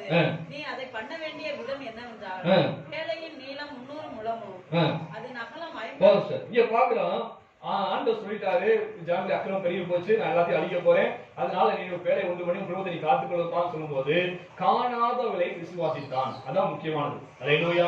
இதுவரைக்கும் மழையே பார்க்கல, அப்படிப்பட்ட ஒரு காரியத்தை ஆண்டவர் சொல்லும் போது அதை அப்படியே விசுவாசித்து, அந்த விசுவாசத்தை மட்டும் இல்ல, விசுவாசத்தினால என்ன வந்து பேழைய உண்டு பண்ணான். அதான் விசுவாசத்தை மட்டும் நானும் விசுவாசிக்க சொல்றோம் வந்து, ஆனா விசுவாசத்தை கிரியை நம்ம வாழ்க்கையில் இருக்காங்க செஞ்சு பார்த்தா கிடையாது. அல்லேலூயா. விசுவாசிக்கிறோம், ஆனா விசுவாசத்துக்கு ஏற்ற கிரியை என்ன செய்யணும், இருக்கணும். பைபிள் சொல்லப்பட்ட வார்த்தை சொல்லப்பட்டிருக்கு, நான் விசுவாசிக்கிறேன், விசுவாசத்தை நான் என்ன செய்யணும், நடக்கணும். அதான் உண்மையான விசுவாசம். ஆனா அந்த நோவா வந்து ஆண்டவர் சொன்ன வார்த்தையை விசுவாசித்தான். அது காணாத காரியம் இருந்தாலுமே அதை விசுவாசித்தான். விசுவாசத்துக்கு அடிப்படையிலே பேழையை உண்டு பண்ண ஆரம்பிச்சான். அல்லேலூயா. அதான் காணப்பட்ட பெரிய காரியம். அதே போல ஆண்டவர் இன்னைக்கு சொல்றாரு, அன்னைக்கு ஜனங்கத்துல பூமி, அந்த ஜனங்கத்துல அப்புறம் பெருகினாலே ஆண்டவர் அன்னைக்கு ஜலத்தினாலே பூமி அழிச்சாரு. அதே போல ஆண்டவர் இப்போ சொல்றாரு, இப்பொழுது ஜனங்களுடைய பாவம் அன்னைய காட்டு இன்னைக்கு பெரிய போய் இருக்குது. அல்லேலூயா. எங்க பார்த்தாலும் பெரிய அக்கிரமம் பெரிய போய் கிடக்குது. ஆண்டவர் இப்ப சொல்றாரு, நான் என்னைக்கு அப்படி ஜலத்தினால அழிச்சனோ அதே போல என்ன செய்ய போறேன், இந்த பூமியை அழிக்க போறேன். எப்படி அழிக்க போறாரு? அக்கையினாலும் கந்தகத்தினால் அழிக்க போறேன் என்று ஆண்டவர் சொல்றாரு. அல்லேலூயா. நம்ம அக்கினியை பார்த்ததில்லை, கந்தகத்தையும் பார்த்ததில்லை. இதெல்லாம் எவ்வளவு கஷ்டமான காரியம். இந்த உலகம் முழுவதும் அழிக்கணும்னு சொன்னா எவ்வளவு அக்கினி தேவைப்படும், எவ்வளவு கந்தகம் தேவைப்படும். நினைச்சு பாருங்க, கந்தகம் எவ்வளவு தேவைப்படும். அல்லேலூயா. அப்ப இவ்வளவு கந்தகத்தை கொண்டு வந்து ஆண்டவர் கொட்ட முடியுமா? இவ்வளவு அக்கினியை ஆண்டவர் இறக்க முடியுமா? உலகம் எவ்வளவு பெரிய உலகம், நம்மளால போய் பார்க்க முடியாது. அந்த அளவுக்கு கண்ணுல பார்க்க முடியாத அளவுக்கு உலகம் பறந்து விரிந்து கிடக்குது. அத்தனையும் அத்தனை உலகம் முழுவதையும் அத்தனை ஜனங்களையும் ஆண்டவர் அக்கினாலும் கந்தத்தினாலும் அழிப்பேன்னு சொல்லியிருக்கிறாரு. அன்னைக்கு நோவா சொன்ன அதே எச்சரிப்பு இன்னைக்கு உங்களுக்கு என்ன சொல்லப்பட்டது? எத்தனை விசுவாசிக்கிறார்? அல்லேலூயா. எத்தனை விசுவாசிக்கிறோம்? ஆண்டவர் சொன்ன வார்த்தை எத்தனை விசுவாசிக்கிறோம்? விசுவாசித்தால் அன்னைக்கு எப்படி அவர் காணலை விசுவாசித்து பேழையை உண்டு பண்ணானோ அது போல இன்னைக்கு நாம் விசுவாசம் சொன்னால் நாம் என்ன செய்யணும், நாம் ரட்சிக்கப்பட, நாம் தப்பித்துக் கொள்ள, நம்ம குடும்பத்தை தப்பித்துக் கொள்ள இன்னைக்கு நம்ம என்ன செய்யணும், ஆயத்தப்பட்டிருக்கோமா இல்லையா? அன்னைக்கு ஆயத்தப்பட்டான் இல்லையா? விசுவாசித்தான், ஆயத்தப்பட்டான். அன்னைக்கு நம்ம விசுவாசம் சொல்றோம், நாம இன்னைக்கு ஆயத்தப்பட்டு கொண்டு இருக்கிறோமா? தான் பார்த்துட்டு இருக்க முடியும், வேற வழி பார்த்தே கிடையாது. எத்தனை மணி காலம் ஜாம் பண்ணிட்டு வந்திருப்போம் நினைச்சு பாருங்க. எத்தனை கால வேலையை பார்த்துட்டு வந்து பண்ணிக்கு நினைச்சு பாருங்க. நம்ம வேலையை தான் பார்த்துட்டு இருக்க முடியும், உலகமான காரியத்தை பார்த்துட்டு இருக்க முடியும். நம்ம தேவன் நோக்கி பார்த்ததே இல்லையே. அல்லேலூயா. அன்னைக்கு நோவா சொல்லும்போது அவங்க ஆண்டவர் சொல்லியிருக்காரு. அன்னைக்கு நோவா எப்படி எச்சரிக்கை பண்ணிருந்து அவன் தன் குடும்பத்தை காப்பாற்றுறதுக்காக பேரை உண்டு பண்ணானே, அதுபோல் நீங்க ஆயத்தப்பட்டிருக்கோமா? என் குடும்பம் இன்னைக்கு ரட்சிக்கப்படாம இருக்குது, அந்த குடும்பத்தை எப்படியாவது ஆண்டவர் கொண்டு வந்து பிரயாசப்பட்டிருக்கனா? நீதிமானா இருந்தா என் குடும்பம் வந்து ரட்சிக்கப்படும். ஹல்லேலூயா. ரட்சிக்க கொண்டு வந்துருக்கேன். நானு சிந்திச்சு பார்க்க வேண்டிய காரியம் அல்லது வாசி 1 கொரிந்தியர் 2:9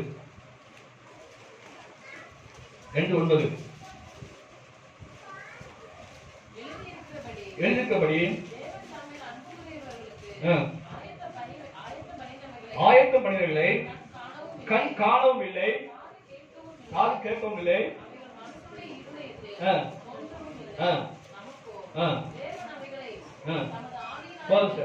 நம்ம கண் காணல. ஆண்டு சொன்ன வார்த்தை, ஆண்டு சொன்ன காரியங்கள் எல்லாமே நம்ம காணவே இல்லை. அன்னைக்கு எப்படி நோவா காணாம இருந்தானோ அது போல காணல. நீங்க பர்வதத்தை பாத்துக்கோமா? பாத்துக்கீங்க. யாருமே கண்ணால நினைச்சல, பர்வதத்தை பார்த்தது இல்லை.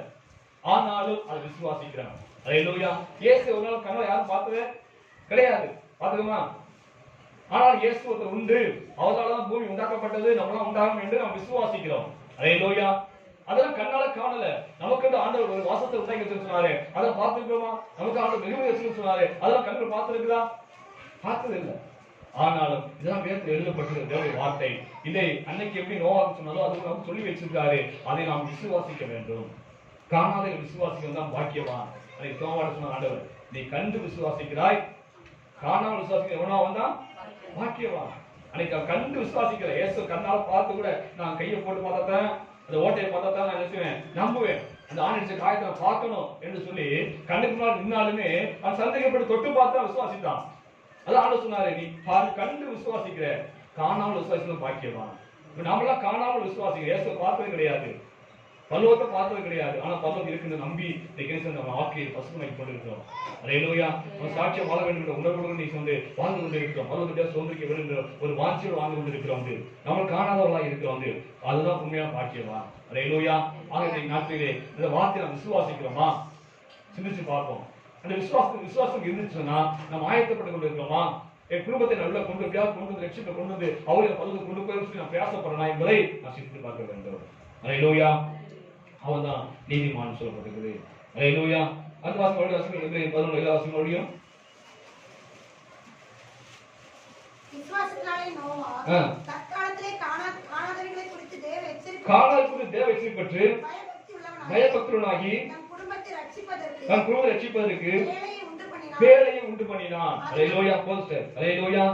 ஆண்டவர் சொன்ன வார்த்தையை அவன் கேட்டு இந்த வரக்கூடிய கோபாக்கினைக்கு எப்படியாவது நானும் தப்பிக்கணும், என் குடும்பமும் தப்பிக்கணும் என்று உணர்ந்து எச்சரிப்பட்டு வந்து பேழையை உண்டு பண்ணினான். ஹல்லேலூயா. பேழையை உண்டு பண்ணினான். பேழையை உண்டு கொண்டதுக்கு எவ்வளவு பெரிய பேழை நினைச்சு பாருங்க. பெரிய பேழை. இப்பதான் ஒரு பெரிய ஒரு கோடீஸ்வரன் அன்னைக்கு நோவா கட்டின பேழை எப்படி இருக்குமோ அதே அளவு கட்டிருக்கான். ஏன்னா அன்னைக்கு இந்த ஜனங்கள் விசுவாசிக்கல. என்ன விசுவாசிக்கல? அவ்வளவு பேழையில அவ்வளவு விருத்தி அணைக்க முடியுமா? நீங்க நான் கேட்டான் கேள்வி, அவ்வளவு விருது அடைக்க முடியும் உள்ள, அது எவ்வளவு போதுமானதா இருக்கும், எப்படி அந்த 8 பேர் உள்ள குடியிருந்தாங்க என்றெல்லாம் ஜனங்கள் கேள்வி. அதை மெய்ப்பிக்கும்படியாக அந்த கோடீஸ்வரன் தன் சொத்தெல்லாம் கொண்டு விட்டு அந்த பெரிய பேழையை கட்டி காமிச்சிருக்கான். அந்த சொன்னபடியே அளவு சொன்னபடியே அந்த அறைகளை கட்டி இதை பார்த்தா சரி கண்டிப்பா அந்த முடிவுலாம் அடைய முடியும். அந்த அளவுக்கு பெரிய ஒரு பேழையை கட்டி காமிச்சிருக்கான். பேப்பரோட போட்டிருந்தாங்க. ஹல்லேலூயா. அதுபோல நோவா தேவனுடைய வார்த்தையை கேட்டான், விசுவாசம் மட்டும் இல்ல, பேழையை உண்டு பண்ணான். இந்த பேழையை கட்டுவதற்கு போய் கடன் யாரும் வாங்க கிடையாது, நன்கொடை யாரும் வாங்க கிடையாது. இவனே தன் சொந்த சொத்தையெல்லாம் வித்து அந்த பேழையை கட்ட ஆரம்பித்தான். ஹல்லேலூயா. அன்னைக்கு சொல்லுவோம் எல்லாம் சொல்லுவாங்க, பைத்தியக்காரன் இருப்பாங்க. அதான் சொல்லிப்பாங்க, பைத்தியக்காரன் மழையே பெஞ்சது இல்லை, பூமியில தண்ணியே பார்த்தது இல்லை, அவரோட மழை பெய்யுமா, வெள்ளம் வருமா, அப்படியே உலகத்தான் அழிச்சுட்டு போயிருமா, இவன் மட்டும் பெரிய காப்பாத்தி தன் குடும்பத்தை காப்பாத்தி கொண்டு போயிடுவானா அப்படின்னு சொல்லி எல்லாரும் கேள்வி பண்ணிப்பாங்க, கிண்டல் பண்ணிப்பாங்க. அந்த கேள்வி கிண்டல் எல்லாம் பொருட்படுத்தாதபடிக்கு என் ஆண்டவர் சொல்லியிருக்காரு, கண்டிப்பா நடக்கும், நான் அந்த பேரை கட்டுன்னு சொல்லி விசுவாசத்தோடு இருந்து வந்து அதை கட்ட பிரயாசப்பட்டான். ஹல்லேலூயா. கட்ட பிரயாசப்பட்டா தன் குடும்பத்தை எப்படியாவது காப்பாற்ற வேண்டும் பிரயாசப்பட்டு வந்து அதை கட்டி எழுப்பினான். ஹல்லேலூயா. ஆக அன்னைக்கு சொன்னது போல இன்னைக்கு பெரிய அழிவு வரதான் போகுது. அன்னைக்கு ஆண்டவர் சொன்னபடி தண்ணினால ஆண்டவர் உலகத்தை அழிச்சாரு, இப்ப அக்கினியால கண்டத்துல ஆண்டவர் அழிக்க போகிறாரு. அந்த அழிவுக்கு தப்ப முடியாதான் உங்களை என்னை ஆண்டு தெரிந்து கொண்டிருக்கிறாரு. அல்லேலூயா. அன்னைக்கு தப்ப முடியாதான் ஆண்டவர் தன் குடும்பத்தை காப்பாற்ற முடியாதான் ஆண்டவர் பேழையை உண்டு வச்சிருந்தார் நோவாவால். அதே போல பேழையை இன்னைக்கு ஆண்டவர் உண்டு பண்ணி கொண்டிருக்கிறாரு. அந்த பேழை எதுன்னு சொன்னால் சபை. அல்லேலூயா. இந்த சபைக்குள்ள உண்மையாக பாவத்தை அறிக்கை செய்து பாவமன்னிப்பு நிச்சயம் பெற்று ரட்சிக்கப்பட்டவர்கள் எல்லாருமே அந்த அழிவுக்கு காக்கப்பட முடியும். அல்லேலூயா. ரட்சிக்கப்படுவங்க தான். யார் ரட்சிக்கப்படுவாங்க? தன் பாவத்தை ஆண்டவருக்கு அறிக்கை செய்து அதை ஆண்டவருடைய அவர் இரக்கத்தை பெற்று இரக்கத்தினால கழுவப்பட்டவங்க தான் யாரு? ரட்சிக்கப்பட்டவங்க. அவங்க தான் தேவனுடைய பிள்ளை, உண்மையான பிள்ளை. சபைக்கு 1000 வரலாம். அல்லேலூயா. சபையில 10,000 பேர் கூட எல்லாம் வந்து, ஆனாலும் அதுல உண்மையான ரட்சிக்கப்பட யாருன்னு சொன்னா ஒரு சிலர் தான் இருக்கிறாங்க.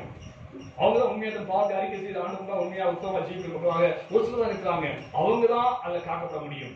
சபைக்கு வந்தவங்கலாம் காக்கப்பட முடியாது. உண்மையா ரட்சிக்கப்பட்டவங்க, உண்மையிலே வாழக்கூடியவங்க, நீதிமான ஜீவிக்கூடியவங்க, அவங்க தான் அன்னைக்கு அந்த அழிவுக்கு காக்க முடியாத ஆண்டவர் சபையை உண்டு பண்ணி வச்சிருக்காரு. சபைக்கு எல்லா மக்களும் வரதான் செய்யறாங்க. அன்னைக்கு வர மக்கள் தேவனுடைய வார்த்தை கேட்டு தன் ஒப்பு கொடுத்து மனம் திரும்பி ரட்சிக்கப்பட்டாங்க சொன்னா அவங்க உண்மையிலே காக்கப்படுவார்கள். அல்லேலூயா. பெரிய அழிவு வருது. அல்லேலூயா. அதுக்கு சுய ரத்தத்தால ஆண்டவர் சபையை கட்டினாரு. சபை கட்டுறது விவசாய கைது இருந்தது. ஆண்டவர் சொந்த ரத்தத்தினால சபையை கட்டினாரு. கட்டிக்கொண்டே இருக்கிறாரு. அவரோடு சேர்ந்து நாமும் கட்டிக்கொண்டே இருக்கிறோம். அல்லேலூயா. சபை எப்படி கட்டப்பட முடியும்? அந்த பொருளாதாரம் கட்ட முடியும். அவர் காணிக்கையினாலே தசமவாதத்தினாலே சபை செய்து கட்டப்படுது. அல்லேலூயா. ஊழியர்கள் சபை கட்டுறது முயற்சி எடுத்தாங்க. ஆனால் அவங்களால முடியல. ஏன் முடியல? திரும்பி போயிட்டாங்க. வந்தவங்களாம் ஏன் திரும்பி போயிட்டாங்க?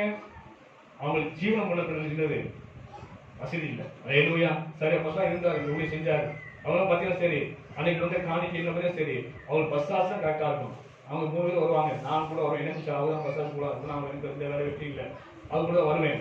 அப்ப வந்து வர காணிக்கை வந்து என்ன வரும்? பஸ்ஸுக்கு போறதுக்கும் வர்றதுதான் சரியா 2 பஸ் மாறி வரணும். போக சரியாக முடிய அவருக்கு வந்த வருமானம் கிடையாது. அவங்க ஊழியம் பண்ணி பார்த்தாரு. கடைசி வந்து இது வேணாம் சொல்லிட்டு போயிட்டாங்க. அல்லேலூயா. ஆக நம்ம கொடுத்த தசமாவும் காணிக்கையும் தான் ஊழியத்தை செய்து இந்த சபையை கட்டி எழுப்பி கொண்டிருக்குது. அதோடு ஜெபம் காசு பண்ணா மட்டும் போதாது. என்னது? ஜெபம். ஜெபத்தினால் தாங்க முடியல. அல்லேலூயா. அன்னைக்கு ஜெபிக்கிற ஆளே கிடையாது. ஒரு வயசான 10 பேர் தான் இருந்தாங்க. அவங்களாம் ஜெபம் பண்ண மாட்டாங்க. ஜெபம் பண்ண செய்யவும் செய்யாது. ஆக நீ ஜெபிக்கணும். ஜெபிச்சது ஊழியத்தை தாங்கணும். அல்லேலூயா. கொடுத்து தாங்கணும். அதுக்குள்ள ஐக்கியம் இருக்கணும். ஐக்கியப்பட்டு உருவமா செய்யணும். ஜெபம் பண்ணணும். அப்படி ஜெபிக்கும் போது தான் சபை கட்டப்பட முடியும். அல்லேலூயா. நீங்க சபை கட்டியதுக்கு நான் பிரயாசப்படுறோம். நீங்க பிரயாசப்பட தனக்கு சொத்தெல்லாம் வித்து பிரயாசப்பட்டாரு. அதுபோல இன்னைக்கு நாம இந்த சபையை கட்டுவதற்கு ஆண்டவரத்தினால் சுயத்தினால் சம்பாதித்த சபையை கட்டுவதற்கு பிரயாசப்படுறோமா? அல்லேலூயா. சிந்திச்சு பார்க்கணும். அதே போல அந்த அன்னைக்கு நோவாவுடைய வார்த்தையை கேட்டு பேழையை உண்டு பண்ணி தன் குழந்தையெல்லாம் உள்ள சேர்த்து கொண்டான். அதுபோல இந்த பேழைக்குள்ளாக சபைக்குள்ளாக தன் குழந்தையெல்லாம் கொண்டு விட்டோமா? அல்லேலூயா. வந்து வரணும். வந்து ரட்சிக்கப்படாதான் அது காக்கப்பட முடியும். கொண்டு வந்துட்டோமா என்று சிந்திச்சு பாருங்க. நாம் நீதிமன்றம் இருந்தால் நம் மூலமாக குடும்ப நிச்சயம் ரட்சிக்கப்படும். பாரத்தோடு ஜெபம் பண்ணுவோம். ஆண்டவருக்குள்ளாக ஒன்றும் இல்ல. ஆண்டவர் கண்ணீரை காண்கிற தேவன். ஒரு ஆத்மாவுக்காக நீ கண்ணீர் படிங்க. உன் காலம் ரட்சிக்கப்படலையா? அவருக்காக கண்ணீர் படிங்க. உபவாசம் போட்டு ஜெபம் பண்ணுங்க. கண்டிப்பா கண்ணீரை கண்ட தேவன் அவர் எப்படியா எந்த ரூபம் சொல்லுவார் ஆண்டவர். அல்லேலூயா. விசுவாசம் இருக்கு. அல்லேலூயா. அது இல்ல. அந்த பாரம் நமக்கு வர மாட்டேங்குது. தொலைஞ்சு போட்டு நினைக்க முடிய அது லட்சியம் ஒரு சபைக்கு வரணும்னு நினைக்க மாட்டேங்கிறோம். பிள்ளைகளுக்கு பாரம் வர மாட்டேங்குது. உண்மையிலேயே பாரத்தோடு நீ ஜெபம் பண்ணினா முடியாத ஒன்றுமே இல்லை. பாசத்தோடு ஜெபம் பண்ண முடியாத ஒன்றுமே கிடையாது. அல்லேலூயா. என் வாக்கு நான் கண்டிருக்கிறேன். அல்லேலூயா. அந்த பாரம் வரணும் நமக்கு. அல்லேலூயா. ஆண்டவர் தான் பார்க்கிறார். ஆத்மா இருக்கிறது லேசான காரியம் கிடையாது. அப்போ ரட்சிப்பை கொண்டு ஒரு பெரிய லேசான காரியம் கிடையாது. ரட்சிப்பு கடை வாங்கி கொடுக்க முடியாது. அல்லேலூயா. என்ன சொல்ல மாட்டேங்கிறீங்க? ஜெபம் பண்ணுங்க. கணவருக்காக ஜெபம் பண்ணுங்க. பிள்ளைகளுக்காக ஜெபம் பண்ணுங்க. அவங்களோட ரட்சிக்கப்படும். அவங்களோட பரவதுக்கு போனா பத்தாது. குடும்பம் ரட்சிக்கப்படணும். தாப்பா ரட்சிக்கப்படணும். தாய் ரட்சிக்கப்படணும். என் சவன் ரட்சிக்கப்படணும். பேசுகிற பாரத்தோடு எழுச்சி நானும் சொல்ல ஜெபம் பண்ணணும். நான் ஜெபம் பண்ணிருக்கேன். என் தாய் தாப்பா ஜெபம் பண்ணிருக்கேன். சவருக்காக ஜெபம் பண்ணிருக்கேன். ஆனால் ஜெபம் ஆண்டு கேட்கக்கூடாது. அல்லேலூயா. அதுக்கு 1000 காரணம் இருக்கலாம் தெரியாது. அது நம்ம பாரப்படணும். ஆண்டவர்கிட்ட கேட்பாரு. அல்லேலூயா. வசனம் வாசிப்போம். ஆதியாகமத்துல 6ஆம் அதிகாரம் 24 வாசிப்போம்.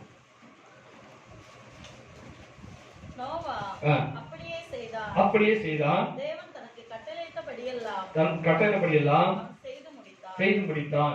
ஆதியாகமத்துல 7ஆம் அதிகாரம் 5ஆம் வாசிப்போம். நோவா கர்த்தர் கட்டளையிட்டபடியெல்லாம் செய்தான். 8 வாசிப்போம்.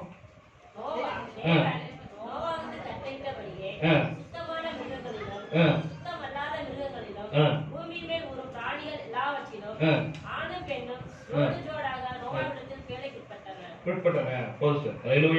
இங்க பாருங்க, தேவன் எப்படி நோவா கட்டளையிட்டாரோ அதன்படியே செய்தான்.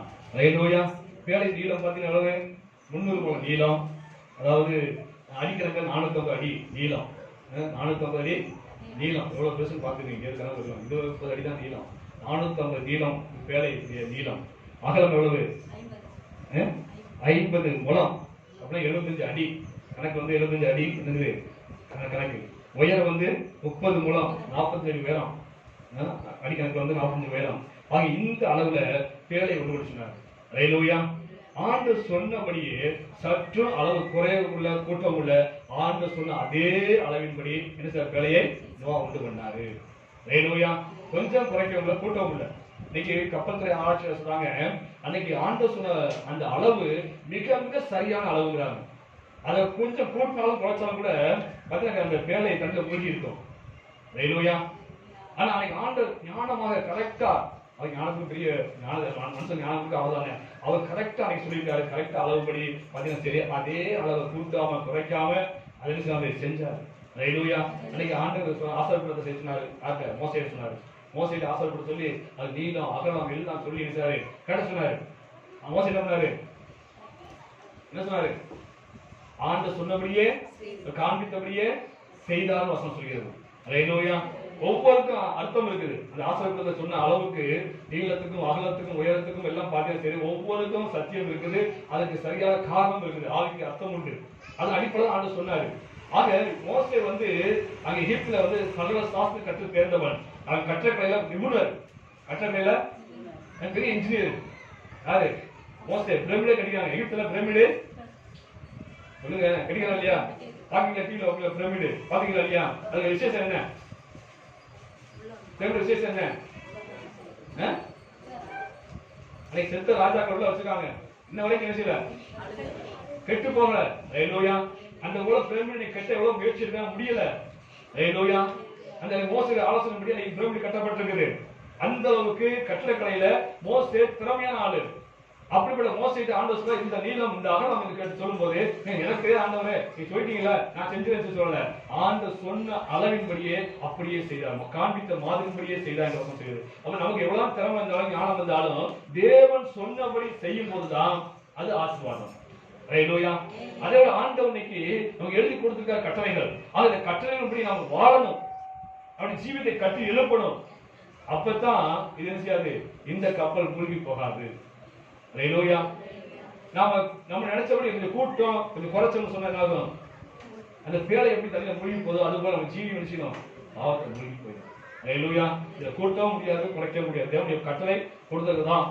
அதை கூட்டவும் கூடாது, குறைக்க முடியாது. அவர் தேவன் சொன்ன வார்த்தையின்படி நம்ம ஜீவித்தை கட்டி எழுப்ப வேண்டும். அன்னைக்கு ஆண்டு சொன்ன வார்த்தையின்படி அப்படியே பேழையை கட்டி எழுப்பினா அந்த பேழையின் மூலமாக அவனும் குடும்பம் ரட்சிக்கப்பட்டது, காக்கப்பட்டது. அதே போல இன்னைக்கு தேவன் கொடுத்த அந்த கட்டளைப்படி நாம் அவனுக்கு கட்டளைப்படி அவன் ஜீவித்தான். அதே இன்னைக்கு நமக்கு கொடுத்த கட்டளைப்படி நாம் ஜீவித்து சொன்னான். இந்த கட்டளைப்படி நம் ஜீவித்தை கட்டி எழுப்ப சொன்னா கண்டிப்பாக நானும் என் குடும்பம் இந்த அழிவுக்கு காக்கப்பட முடியும்.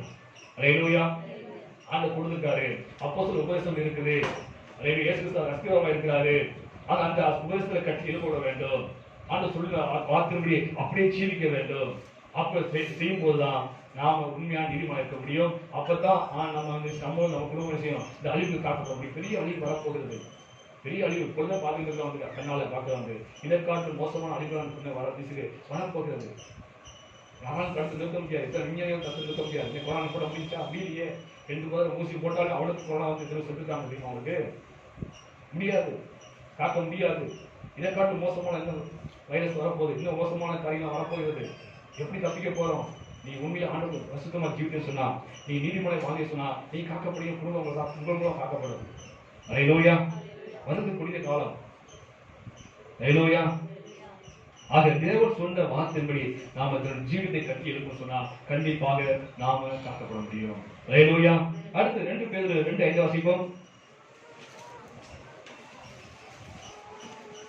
2 பேதுரு 2:5.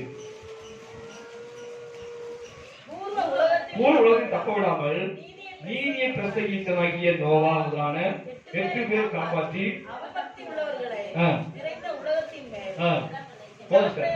போதும். இங்க பாருங்க, ஆண்டவர் சொல்லிட்டார் நோவாட்ட, ஏன் ஜனங்கள் அக்கிரமம் பண்றதுனால, பாவம் பிரிய போறதுனால இந்த உலகத்தை அழிக்க போறேன், ஜனங்கள் அழிக்க போறேன்னு சொல்லி ஆண்டவர் நோவாட்ட சொல்லிட்டாரு. அப்படியே ஆண்டவரே என்ன மட்டும் காப்பாற்ற போதும், ஆண்டவரே என் குடும்பத்தை மட்டும் காப்பாற்ற போதும் மாட்டேன்னு சொல்லவில்லை. என்ன செஞ்சாரு? நீதியை பிரசங்கித்தாரு. அல்லேலூயா.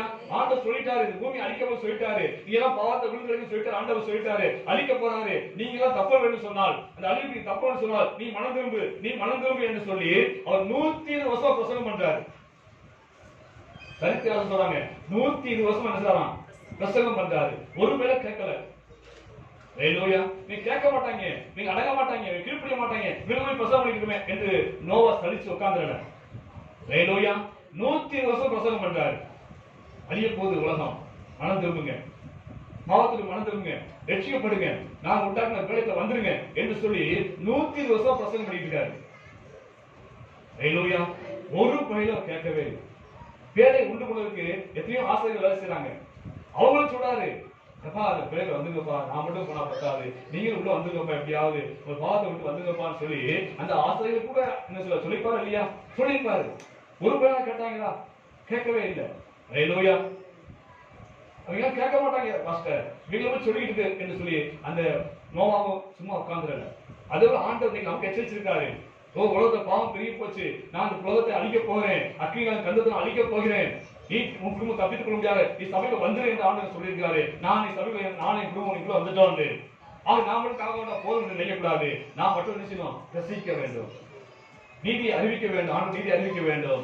ஆண்டு நீதியுள்ள தேவனா இருக்காரு, அவர் நியாயத்தியா இருக்காரு, இந்த பூமியை அழிக்க போகிறாரு. நீங்க எல்லாம் அந்த சபைக்கு வந்துருங்க, நீங்க பாவத்தை அழிக்க செய்து மன்னிப்பு பெற்று ஆண்டு கழுவப்பட்டு உள்ள வந்துருங்க என்று சொல்லி நீங்கள் நான் என்ன செய்யணும், உலகத்துக்கு என்ன செய்யணும், பிரசங்கம் என்ன செய்யணும், பண்ணணும். இதெல்லாம் படிச்சுக்க அவசியமே இல்லை, இது படிக்கிற அவசியமே இல்லை. பாவத்தில் மனம் திரும்பு, நீ ரட்சிக்கப்பட உலகம் அழிய போகுது. இந்த இப்பே கனவுல பாத்துட்டு இருக்க, ஒழுங்கை வந்துட்டு இருக்குது, பூமி வந்துட்டு இருக்குது.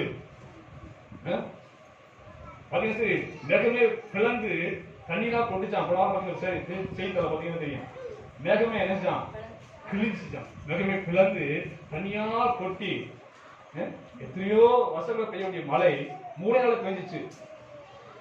நீங்க பாத்தீங்களா இல்லையா? வாசல போறீங்களா இல்லையா? எவ்வளவு உணவு அடைஞ்சிருக்கீங்க? அழிவு வந்துட்டு தான் இருக்கு. அந்த அழிவு நம்ம ஊருக்கு வராது சொல்ல முடியுமா? நமக்கு வராது சொல்ல முடியுமா? இந்த கொரோனா வராம காப்பாற்ற நம்ம அமைதியாக காப்பாற்ற முடியுமா?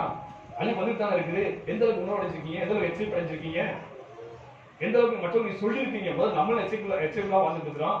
மக்கள் சொல்லணுமே, அது கடமையாச்சே, தலைவர் கடமையாச்சே. நான் சுவிசேஷம் அறிவிக்காம போனால் எனக்கு ஐயோ என்று அவன் சொல்லியிருக்காரு, அப்போஸ்தலர் பவுல் சொல்லியிருக்காரு.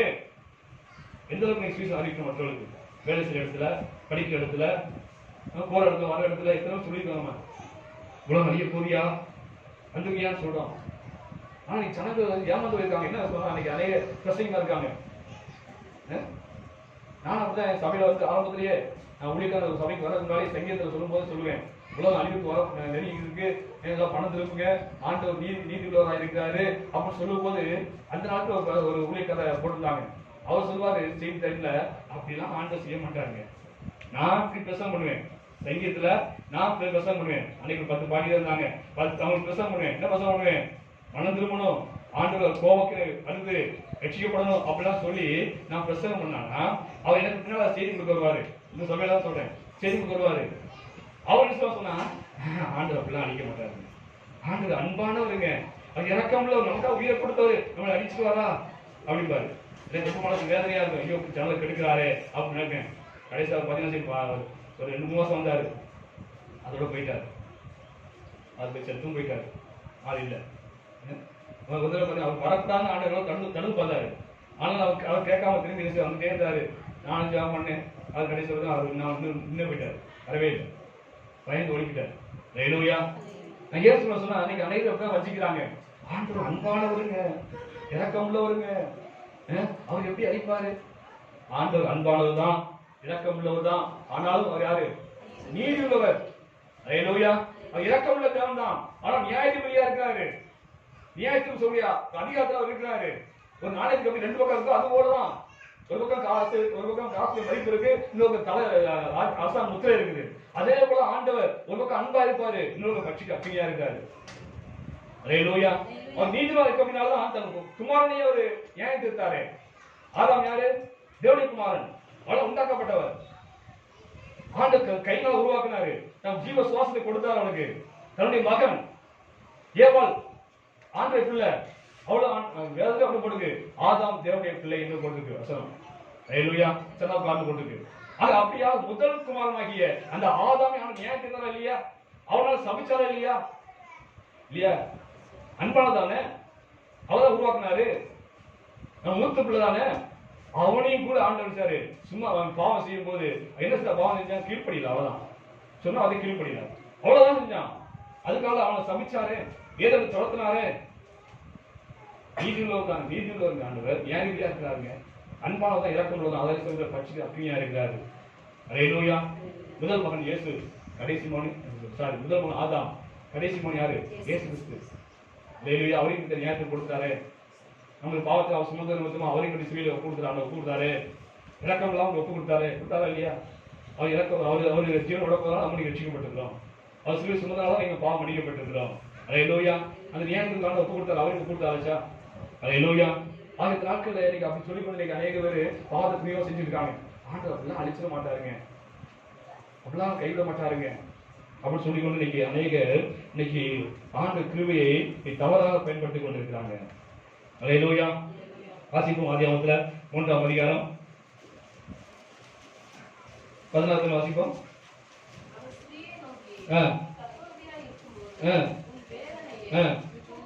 பெருக பண்ணுவேன், பற்றிக் கொண்டிருக்கும். ஆதாமை நோக்கி செவி கொடுத்து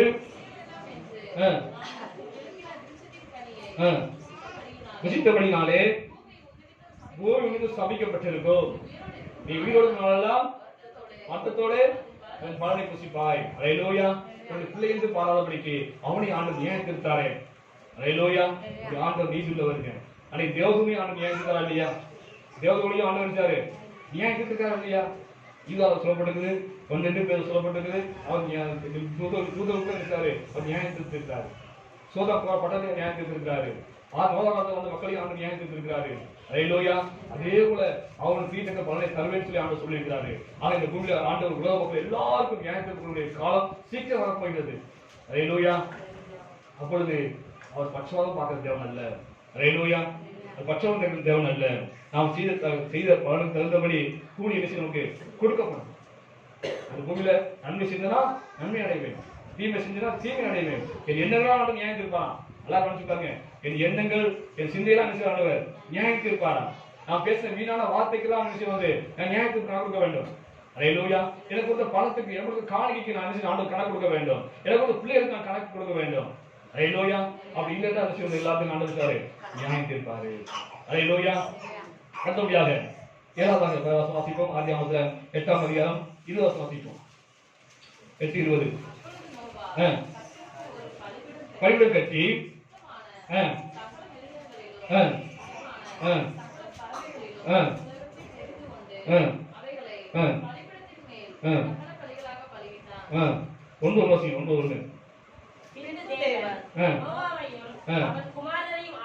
ஆசீர்வதித்தார். பாருங்க, இங்க நோவா பேரை விட்டு இறங்கி வராரு. காலத்துல அழிஞ்சு போச்சு, பேரை விட்டு இறங்கி வந்தாரு. இறங்கி பார்த்தா எங்க பார்த்தாலும் எனக்கு பணங்கள். அல்லேலூயா. உலகமே அழிஞ்சு போச்சு, 500 ஜனங்கள் அழிச்சிட்டாங்க. ஆனா அது 8 பேர் கூட காக்கப்பட்டிருக்காங்க. இவன் பார்க்கும்போது நோவாவுக்கு என்ன தெரியுது? ஆண்டவரே, இவ்வளோ ஜனங்களை அழிச்சிட்டீங்க, இவ்வளோ ஜீவராசியை அழிச்சிட்டீங்க, ஆனாலும் என்னையும் குடும்பத்தை காப்பாற்றீங்க ஆண்டவரே, அதுக்காக நன்றி ஆண்டவரை சொல்லி அவர் சுத்தமான குடும்பத்தையும் சுத்தமான பறவையும் அந்த பலி செலுத்தி தேவனை ஆராதித்தார். அல்லேலூயா. அதே நினைச்சு பாருங்க, எவ்வளவு ஜனங்கள் இருக்காங்களே, எவ்வளவு படிச்சவங்க திறமையான இருக்காங்களே, எவ்வளவு அதிகாரம் படைத்த ராஜாக்கள் இருக்காங்களே, அவளெல்லாம் விட்டுட்டு ஒண்ணுக்கு உதவாத ஆத்மா எண்ணப்பட்ட பைத்தியம் எண்ணப்பட்ட உங்களை என்னை ஆண்டவர் தெரிந்து கொண்டிருக்காரு. எதுக்காக தெரிந்து கொண்டிருக்காரு? உங்களை பலவர் சேர்க்க முடியாது. அல்லேலூயா. தன்னோட வைத்துக் கொண்டு அவங்களை என்னை தெரிந்து கொண்டிருக்காரு. நினைச்சு பாருங்க, அது கிருபை எவ்வளவு பெருசு.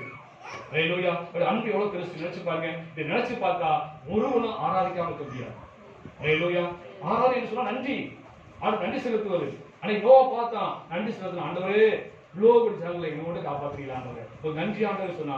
அதே போல இன்னைக்கு நம்ம எல்லாரும் சொல்லணும், ஆண்டவரே இவ்வளவு பெரிய ஜனங்களை எங்களுக்கு தெரிந்து கொண்டீங்க ஆண்டவரே, எங்களுக்கு தேடி வந்தீங்க ஆண்டவரே, இயேசுவை யாரும் தெரியாம வாழ்ந்த எங்களை தேடி வந்தீரே, எங்களுக்கு வெளிப்படுத்தினீரே, சத்தியத்தை வெளிப்படுத்தினீரே, உங்களுக்கு நன்றி ஆண்டவரே என்று சொன்னது நாம் ஆராதிக்க வேண்டும். ஹல்லேலூயா. அசுத்தமாய் ஆராதிக்க வேண்டும். ஹல்லேலூயா. நாம் தேவ ஆலயமாய் வாழ வேண்டும். அப்படி இருந்தோம் சொன்னா, அப்படி ஆராய்ச்சி சொன்னா ஆண்டுடைய கோபக்காரன் சொல்லி கணிச்சு போகும். ஏன்னா அந்த ஆராயம் அந்த சூதாசை ஏற்றுக்கொள்கிறார். ஹல்லேலூயா. அன்னைக்கு நோவா அந்த நன்றி பலியோடு கூட அந்த மிருகத்தை பலி செலுத்தி அந்த வாசனையை ஆண்டவர் ஏற்றுக்கொண்டார். அதனால கோபம் தணிந்தது. அதுக்கு 9வது வரும்போது சொல்றாரு, இது நிமித்தமா கர்த்தரை ஆசீர்வதித்தாரு. ஹல்லேலூயா. அவர் தேவனுடைய கோபத்தை தணிக்கணும்னு சொன்னா என்ன செய்யணும்? ஆண்டு கோபம் வந்துட்டு இருக்குங்க, அதனால நீ கொழுங்கா வந்துட்டு இருக்குது, நீங்க எல்லாம் நீங்க அழிவு வந்துட்டு இருக்குது. இப்ப இது மத்திய ஆண்டுடைய கோபத்தை தணிக்க என்ன செய்யணும்? என்ன செய்யணும்? தேவனை ஆராதிக்கணும். ஹல்லேலூயா. தேவனை ஆராதனை என்பது தேவனுடைய கோபத்தை தணிக்கக்கூடியது. ஹல்லேலூயா. ஆராதனை என்பது நம்மை ஆசீர்வதிக்கூடியது. நம்ம ஆராதிக்கும் தாவீது இன்னைக்கு நோவா ஆராய்ச்சியாக கர்த்தரை ஆசீர்வதித்தார் வசனம் சொல்லுது. அதுபோல நம்ம தேவனை ஆராய்ச்சி சொன்னா உலகத்துக்குள்ள கோபத்தை நாம் தணிக்கிறோம், அதே சமயத்தில் நம்மை கர்த்தர் ஆசீர்வதிக்கிறார். ஹல்லேலூயா. நீங்க ஆராதனை அப்படி அசத்தியா நினைக்கிறோம், எனக்கு முடிஞ்சா ஆராதிப்பேன், நேரம் தான் சபைக்கு வருவேன், இல்லைன்னா வரமாட்டேன். இல்ல, ஆராதனை முக்கியமானது ஒன்று. ஹல்லேலூயா. அதன் மூலம் ஆசீர்வதிக்கப்படுகிறோம். ஹல்லேலூயா. கடந்த நாட்கள் பேஸ்புக்ல இருந்து ஒரு செய்தி எடுத்து என் வாட்ஸ்அப்ல போட்டுட்டேன். இயேசு பிரியர் வாட்ஸ்அப்ல போட்டுட்டேன். எத்தனை பாடின்னு தெரியல எனக்கு. என்ன பண்ணுது அதுல? கேரளாவோட பாஸ்டர் முன்னாள் நின்று ஆராதிக்கக்கூடியவர். ஹல்லேலூயா. திடீர்னு வியாதிப்பட்டாரு, நோய்வாய்ப்பட்டாரு, மருத்துவமனை போன சுகம் கிடைக்கல, எழுந்து உட்கார முடியல, நிக்க முடியல, அவருடைய சூழ்நிலை பாத்தீங்கன்னா சரி சபையில ஆராய்ச்சி கிடைக்காம நடக்குது. எப்படி நடக்குது? அவர் மூலையில கட்டில படுத்துட்டாரு. ஹல்லேலூயா. பாட்டு மைக்க பிடிச்சிட்டு சார் படுத்துட்டு தேவனை ஆராதிக்கிறார். இதுல பாத்தீங்க ஏன் ரெஸ்ட் பண்றாரு? தேவனை அன்பு வச்சுட்டு பார்த்த யார் ஒருவனும் தேவனை ஆராதிக்காம இருக்க முடியாது. ஹல்லேலூயா. அவ்வளவு வியாதிப்பட்டும் வேலைப்பட்டும் எழுந்து உட்கார முடியாத நேரம் கூட படுத்து தேவனை ஆராதிக்கிறார் அவரு. ஆனா நமக்கு என்ன செய்வோம்? அன்னைக்கு என்னால முடிஞ்சா ஆராதிப்பேன், என் நேரம் இருந்தா வேலை இல்லாம இருந்தா வந்து ஆராதிப்பேன், இல்லைன்னா நான் ஆராதிக்க வரமாட்டேன் அப்படின்னு சொல்லி ஆராதிக்க 1000 சாக்கு போட்டு சொல்லிட்டு. ஹல்லேலூயா. ஆராதனை என்பது தேவ கோபாக்கினையை தணிக்கக்கூடிய ஒன்று. ஆராதனை என்பது ஆசீர்வாதத்தை கொண்டக்கூடிய ஒன்று. தெரிந்து கொள்ளுங்க. அந்த ஆராய்ச்சியா தேவனை ஆசீர்வதிப்பாரு, அவர் பிரியப்படுவாரு. இந்த ஆராய சுதந்திரத்தை கத்த ஏற்றுக்கொள்வாரு. ஹல்லேலூயா. இந்த ஆராய்ச்சி வேலை தேவன் விளையாடி கொண்டிருக்கிறாரு, அவர் பார்த்து கொண்டிருக்கிறாரு. அப்படி தேவனுடைய வார்த்தை அவர் கேட்கிறாரு, நான் எப்படி பிரசங்கம் பண்ணு கேட்டு இருக்காரு. நீ எப்படி துதிக்கிறீங்க, எப்படி ஆராதிக்க, உண்மையா துதிக்கீங்களா, இல்ல சொல்லுங்க துதி சொல்றதுனால துதிக்கீங்களா என்றெல்லாம் ஆனந்தர் பார்த்து கொண்டிருக்கிறாரு. ஹல்லேலூயா. அன்னைக்கு ஆராதனை அவ்வளவு அசத்தம் பண்றோம். சொல்றாங்க வர முடியாம சூழ்நிலை, உட்கார முடியாத சூழ்நிலை, எப்படி போய் ஆராதிக்க போகணும்னு சொல்லி நினைச்சு வந்தேன். ஆனா ஆராய்ச்சி வந்திருக்கும், நல்லா உட்கார்ந்துருக்கேன். எப்படி முடியுது? எப்படி முடியுது? அது எப்படி என்ன செய்யுது? நான் ஜாம் பண்ணா யாரும் ஜாம் பண்ணுமா? இல்லையே, முடியுது. ஆராய்ச்சி வந்தோடனே அங்க சௌகரியம் முடியுது, உட்கார முடியுது. ஏன் முடியுது? இந்த ஆராத தேவன் பிரியப்படுற. ஹல்லேலூயா. நீ ஆராதிக்க வேண்டும் என்று தேவனுக்கு பிரியமா இருக்குது, அது விருப்பமா இருக்கிறதுனால நீ தேவ சித்தப்படி வந்தபடினாலே கர்த்தர் உங்களுக்கு சுகத்தை கொடுத்திருக்காரு. ஹல்லேலூயா. தேவன் பிரியப்படவே ஒன்று. ஹல்லேலூயா. துதிமுக்கு வாசம் செய்த தேவன் அவர். எங்கெல்லாம் துதித்து ஆராதிக்கிறோம் அங்கெல்லாம் தேவன் வாசம் செய்த தேவனாக இருக்கிறாரு. அந்த ஆராய தேவன் பிரியமா இருக்க அப்படின்னாலதான் நீ பயிர் வந்தாலும் சரி இந்த ரொம்ப விடப்பட்டுருவீங்க, சுகம் இல்லாம சுகம் பெற்றுவீங்க. ஹல்லேலூயா. இது தேவன் பிரியமானது. பாருங்க, ஊழல் நாட்கள் சரி, ஊழல் நாட்கள் எங்கேயுமே சபை திறக்கப்படல, ஆராதனை எங்கேயுமே இல்லாம இருந்துச்சு. ஆண்டவர் தரிசனம் காமிச்சாரு. என்ன தரிசனம் சொன்னா, ஆண்டவர் ஒவ்வொரு ஆலயமா போறாரு, ஒவ்வொரு ஆலயமா போறாரு. அந்த பத்தியா சரி ஜனங்கள் கூடி வர்றாங்க, வெளியே வந்து 10 பேர் 20 பேர் நீங்க ஆராதனை நடக்குமான்னு கூடி வந்து நிக்கிறாங்க. ஆனா பாஸ்டர் வரல. இன்னொரு சபைக்கு இப்ப கேட்காரு, பாஸ்டர் வரலைங்க.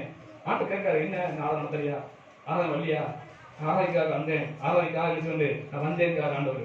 அவங்க சொல்றாங்க பாஸ்டர் வரலைங்க, அதனால சபை முடி கிடக்குது. அப்படியே திரும்பி போயிட்டாரு. இன்னொரு சபைக்கு போறாரு, அங்க பார்த்தா சரி பாஸ்டர் வந்திருக்காரு, ஆனா விசுவாசி யாரும் வரல, அதான் கதை பிடி கிடக்குது. அதை பார்த்துட்டு என்ன ஆராதனை நடத்தலையா கேட்காரு. இல்ல சரண யாரும் வரல, கேண்டீன் வரல, யாரும் வரல, ஆண்டவருக்கு சோகமா போறார் அப்படின்னு. இப்படி ஒவ்வொரு சமயம் பார்த்துட்டே போறாரு. அப்ப ஆராதனை என்பது தேவனுக்கு பிரியமான ஒன்று என்று உணர்ந்துதான் அவ்வளவு ஊடக தடைப்பட்டாலும் சரி, யாரும் கடத்தில் இருந்தாலும் சரி, ஆராதிப்போம். உண்மையிலேயே ஆராதனை பிரியப்பட்ட தேவன் கூட இருந்தாருன்னா எனக்கு தடை வராது என்ற தைரியத்தை தான் வந்து நான் ஆராதனை நடத்தினேன். ஆராதனை தேவனுக்கு பிரியமான ஒன்று, அது நம்ம ஆசிரியர் வழி, அது வாசலா இருக்குது, அதான் ஆராதிப்போம். தடை வராது, தேவனின் கூட இருந்தால் எந்த தடை வராது விசுவாசத்தோட ஆராதனை பண்ணோம். ஏன்னா ஆண்டுக்கு பிரியமான ஒன்றா இருந்துச்சு, அது தேவ சித்தமா இருந்த அப்படின்னாதான் அந்த தைரியமா துணிஞ்சு ஆராதனை நடத்தணும் வந்து. ஹல்லேலூயா. ஆக அன்னைக்கு நோவா நன்றியோடு கூட அந்த ஆராதனையை செய்தான், அந்த பலி செலுத்தி தேவனை ஆராதித்தான். அதை ஆண்டு சுதந்திர வாசனை ஏற்றுக்கொண்டாரு. ஆண்டு கோபம் தணிந்தது. அது மட்டும் கர்த்தர் அவனையும் சந்ததியும் ஆசீர்வதித்தாரு. அதுபோல நீதிமானாகிய நோவாவை கூட நம்ம ஜீவிக்கணும்னு சொன்னா கண்டிப்பா வரக்கூடிய அழிவுக்கு நாம் கண்டிப்பா தப்பித்துக் கொள்வோம். நான் மட்டுமல்ல, நம்ம சார்ந்த குடும்பமும் தப்பித்துக் கொள்வோம். ஹல்லேலூயா. நோவாட்ட ஒரு சிறப்பு தன்மையான நட்புல பண்புகள் இருந்துச்சு. உலகமே பொல்லாப்பா இருந்தாலுமே அதை மத்தியில் நோவா உத்தமனாக ஜீவித்தான். ஹல்லேலூயா. அவளை பார்த்து கெட்டு போகல. உலகமே இப்படி போயிட்டு இருக்கு, நம்ம போனா என்னப்பா, நம்ம மட்டும் பசுமா செய்ய மாட்டேன்னு சொன்னா என்ன சொல்ற, எல்லாரும் கேள்வி பண்ணுவாங்க, கிண்டல் பண்ணுவாங்க, பரியாசம் பண்ணுவாங்க. பெரிய உத்தமனாக்கும், பெரிய பசுத்தமாக்கும், இதெல்லாம் செய்ய முடியாக்கும், நாங்களாம் செய்யணும், நீ கூட செய்ய முடியாக்கும் சொல்லி நினைச்சாங்க. அவர் கேள்வி கிண்டல் பண்ணுவாங்க என்று சொல்லி உலகத்தோடு ஒத்து போயிடல. வேறுபட்டு வாழ்ந்தான், வேறுபட்டு ஜீவித்தான். ஹல்லேலூயா. அதோடு தேவனோடு சஞ்சரித்த மனுஷனா இருந்தான். ஹல்லேலூயா. மனுஷனோடு சஞ்சரிக்கவில்லை. அவன் மனைவி இருந்தாலும், பிள்ளைகள் இருந்தாலும், குடும்பம் இருந்தாலுமே அவன் அதிகமான நேரத்தை யாருக்கு கொடுத்தான் சொன்னா கர்த்தருக்கு கொடுத்தான். கர்த்தரோடு நடந்தான். ஏனோக்கு ஏராளமான பேரப்பை இருந்துச்சு, ஏராளமான பிள்ளைகள் இருந்தாங்க, ஆனால் கர்த்தரோடு கூட ஏனோக்கு நடந்தான் வசனம் சொல்கிறது. ஆண்டவருக்கு நேரத்தை கொடுக்கணும், அதிகமான நேரத்தை கொடுக்கணும். நீங்க எதுக்கு அதிகமான நேரத்தை கொடுக்கணும் சிந்திச்சு பாருங்க, மனம் திரும்புங்க. கடைசி காலம் இருக்குது, ஆண்டு வருகை நாட்கள் இருக்குது. இன்னமும் உங்களுக்கு பிசாசு வஞ்சித்து கொண்டு இருக்கிறான். உங்க நேரத்தை வீணாக்க முடியாத உங்களுடைய விளையாட்டெல்லாம் கொண்டு கையில கொடுத்துருக்கான். அந்த பிசாசின் மலையை சிக்கிறாதீங்க. அது பேர் என்னது? நெட்டு. அது என்னது? வலை பிரிச்சு வச்சிருக்கான் உலகத்துல. அந்த வலையில சிக்காதீங்க. ஹல்லேலூயா. அடுத்து தேவன் அந்த காணாதவரை விசுவாசித்தான். ஆண்டவர் அதே போல ஆண்டவர் சொல்லியிருக்காரு, அதே எச்சரிக்கை ஆண்டவர் கொடுத்திருக்காரு. ஆண்டவர் சொல்லியிருக்காரு, நோய் நாட்கள் நடந்த பொழுது என்ன செய்யும், வருஷம் அத்தனையும் நடக்கும். ஆண்டவர் எச்சரிச்சிருக்காரு. அப்படின்னு என்ன அர்த்தம்? நோக்கம் என்ன நடந்துச்சு? நோவா நாட்கள் என்ன நடந்துச்சு? என்ன நடந்துச்சு? மனுஷர்கள் புசித்தார்கள், குடித்தார்கள், பெண் கொண்டார்கள், பெண் எடுத்தார்கள், அப்புறம் அழைத்து போனார்கள். அதே போல நீதியை பிரசங்கித்தாலுமே அதை யாரும் கேட்கல. அதே போல இன்னைக்கு மனுஷன் நாட்களையும் நினைச்சாங்க, எந்த பத்தியும் கவலை இல்லை எனக்கு. நினைச்சாங்க புசித்தார்கள், சாப்பிடுவோம், குடிப்போம், அப்புறம் பெண்கள் கொடுப்போம், பெண் எடுப்போம், அப்படிதான் சொல்லி வாழ்ந்து கொடுக்காங்க. யாரும் உணர்வடைவதில்லை. அன்னைக்கு எப்படி உணர்வடையாமல் தங்கள் வாழ்ந்தார்களோ அதே மனுஷன் உணர்வடைய மாட்டார்கள் என்று ஆண்டவர் தெளிவாக எச்சரிச்சிருக்காரு. அந்த உணவுலாம் லிஸ்டில் அவங்க சேர்ந்திருக்கிறாரு. ஆண்டவர் வேறு பிடித்திருக்காரு. ஆண்டவர் தெரிந்து கொண்டிருக்கிற விஷயம் தெரிந்து கொண்டிருக்காரு. ஆனால் நோவாக்குள்ள வாழ விஷயம் நான் கற்றுக்கொள்ள வேண்டும். காணாத விசுவாசித்தவர்களுக்கு வேலை உண்டு பண்ணானோ அதே போல நான் காணாத ஆண்டவர் சொல்லியிருக்காரு. அந்த காணாத காணாட்ட கூட, அந்த பருவத்தை காணாட்ட கூட, அந்த அக்கினி கந்தத்தை நாம் பார்க்காத கூட அதை விசுவாசித்து நாம் ஆயத்தப்படுவோம், நம்மை காத்துக்கொள்ள. ஹல்லேலூயா. அதே தேவன் சொன்னபடியே அவன் செய்தான். அதே போல தேவன் சொன்னபடியே நாம் அந்த வாழ்க்கையை அமைத்துக் கொள்ள வேண்டும். அதே போல பேரை கட்டி இந்த குடும்பத்தை சேர்ந்து ரட்சித்துக் கொண்டான். அதே போல ஆண்டவர் சபையை கட்டிருக்காரு. அந்த சபையை கட்டி நாம் அதுக்குள்ள பிரவேசித்து ரட்சிக்கப்பட்டு உள்ள பிரவேசித்து சொன்னா நாமும் நம் குடும்பமும் நிச்சயம் காக்கப்படும். அதே மட்டும் இல்ல நீதியை பிரசங்கித்தான். போதும் என் குடும்பம் காக்கப்பட்டா போதும் நினைக்கல, எல்லாரும் ரட்சிக்கப்பட்டு ஆசைப்பட்டாங்க. அதனால நீதியை பிரசங்கித்தாங்க. அது நம்மளோட ரட்சிக்கப்பட்டா பார்த்து போதும், என் குடும்பம் காக்கப்பட்டா போதும் நினைக்காதபடிக்கு எல்லாருக்கும் தேவனுடைய நீதியை பிரசங்கம் பண்ணணும். அதை கேட்டாலும் சரி, கேட்காட்டாலும் சரி, அவளை தூசித்தாலும் சரி, அடிச்சாலும் சரி, தேவனுடைய வார்த்தை மற்றும் பிரசங்கம் பண்ண வேண்டியது நம்முடைய கடமை. அன்னைக்கு நோவா பண்ணாரு. அன்னைக்கு ஆண்டு சத்தியம் சொல்லிக்கிறதா இருக்கு. அன்னைக்கு நோவா காலத்துல பைபிள் கிடையாது, பாஸ்டர் கிடையாது, ஒண்ணும் கிடையாது. ஆனாலும் நம்ம விசுவாசத்தை தான் செஞ்சாங்க. ஆனா நீங்க சொல்லித்தரோம், ஆனா செய்ய மாட்டேங்கிறோம். நம்மளால முடிஞ்சவளுக்கு வேலை செய்யறத சொல்லுங்க. உலகம் அழிய போகுது, ஆண்டுக்கு வந்துரு, சபைக்கு வந்துரு என்று சொல்லுங்க, மனதிற்கு சொல்லுங்க. ஹல்லேலூயா. படிக்கிற அப்படின்னு சொல்லுங்க, எப்படி அப்படி சொல்லுங்க, தப்பே கிடையாது. அவர் கேட்டாலும் கேட்காத போனா பரிசமாலும் சரி படிக்க போட்டோம். அது போல அவங்க பார்த்துக்குவார், ஆண்டவர் பார்த்துக்குவார். ஹல்லேலூயா. நீதி பிரசங்கித்தான். அது மட்டும் இல்ல கர்த்தரை ஆராதிக்கிற மனுஷனாக இருந்தான். அது போல நாமும் இந்த பூமியில நோவாக்குள்ள ஜீவித்து சொன்னா இன்னைக்கு நோவா இப்படி காக்கப்படுதோ அதே போல அடிக்கடி நாமும் நம்ம குடும்பம் காக்கப்படுவோம் என்று உணர்ந்து நாம் நோவாக்குள்ள வாழ ஒப்புக்கொடுத்து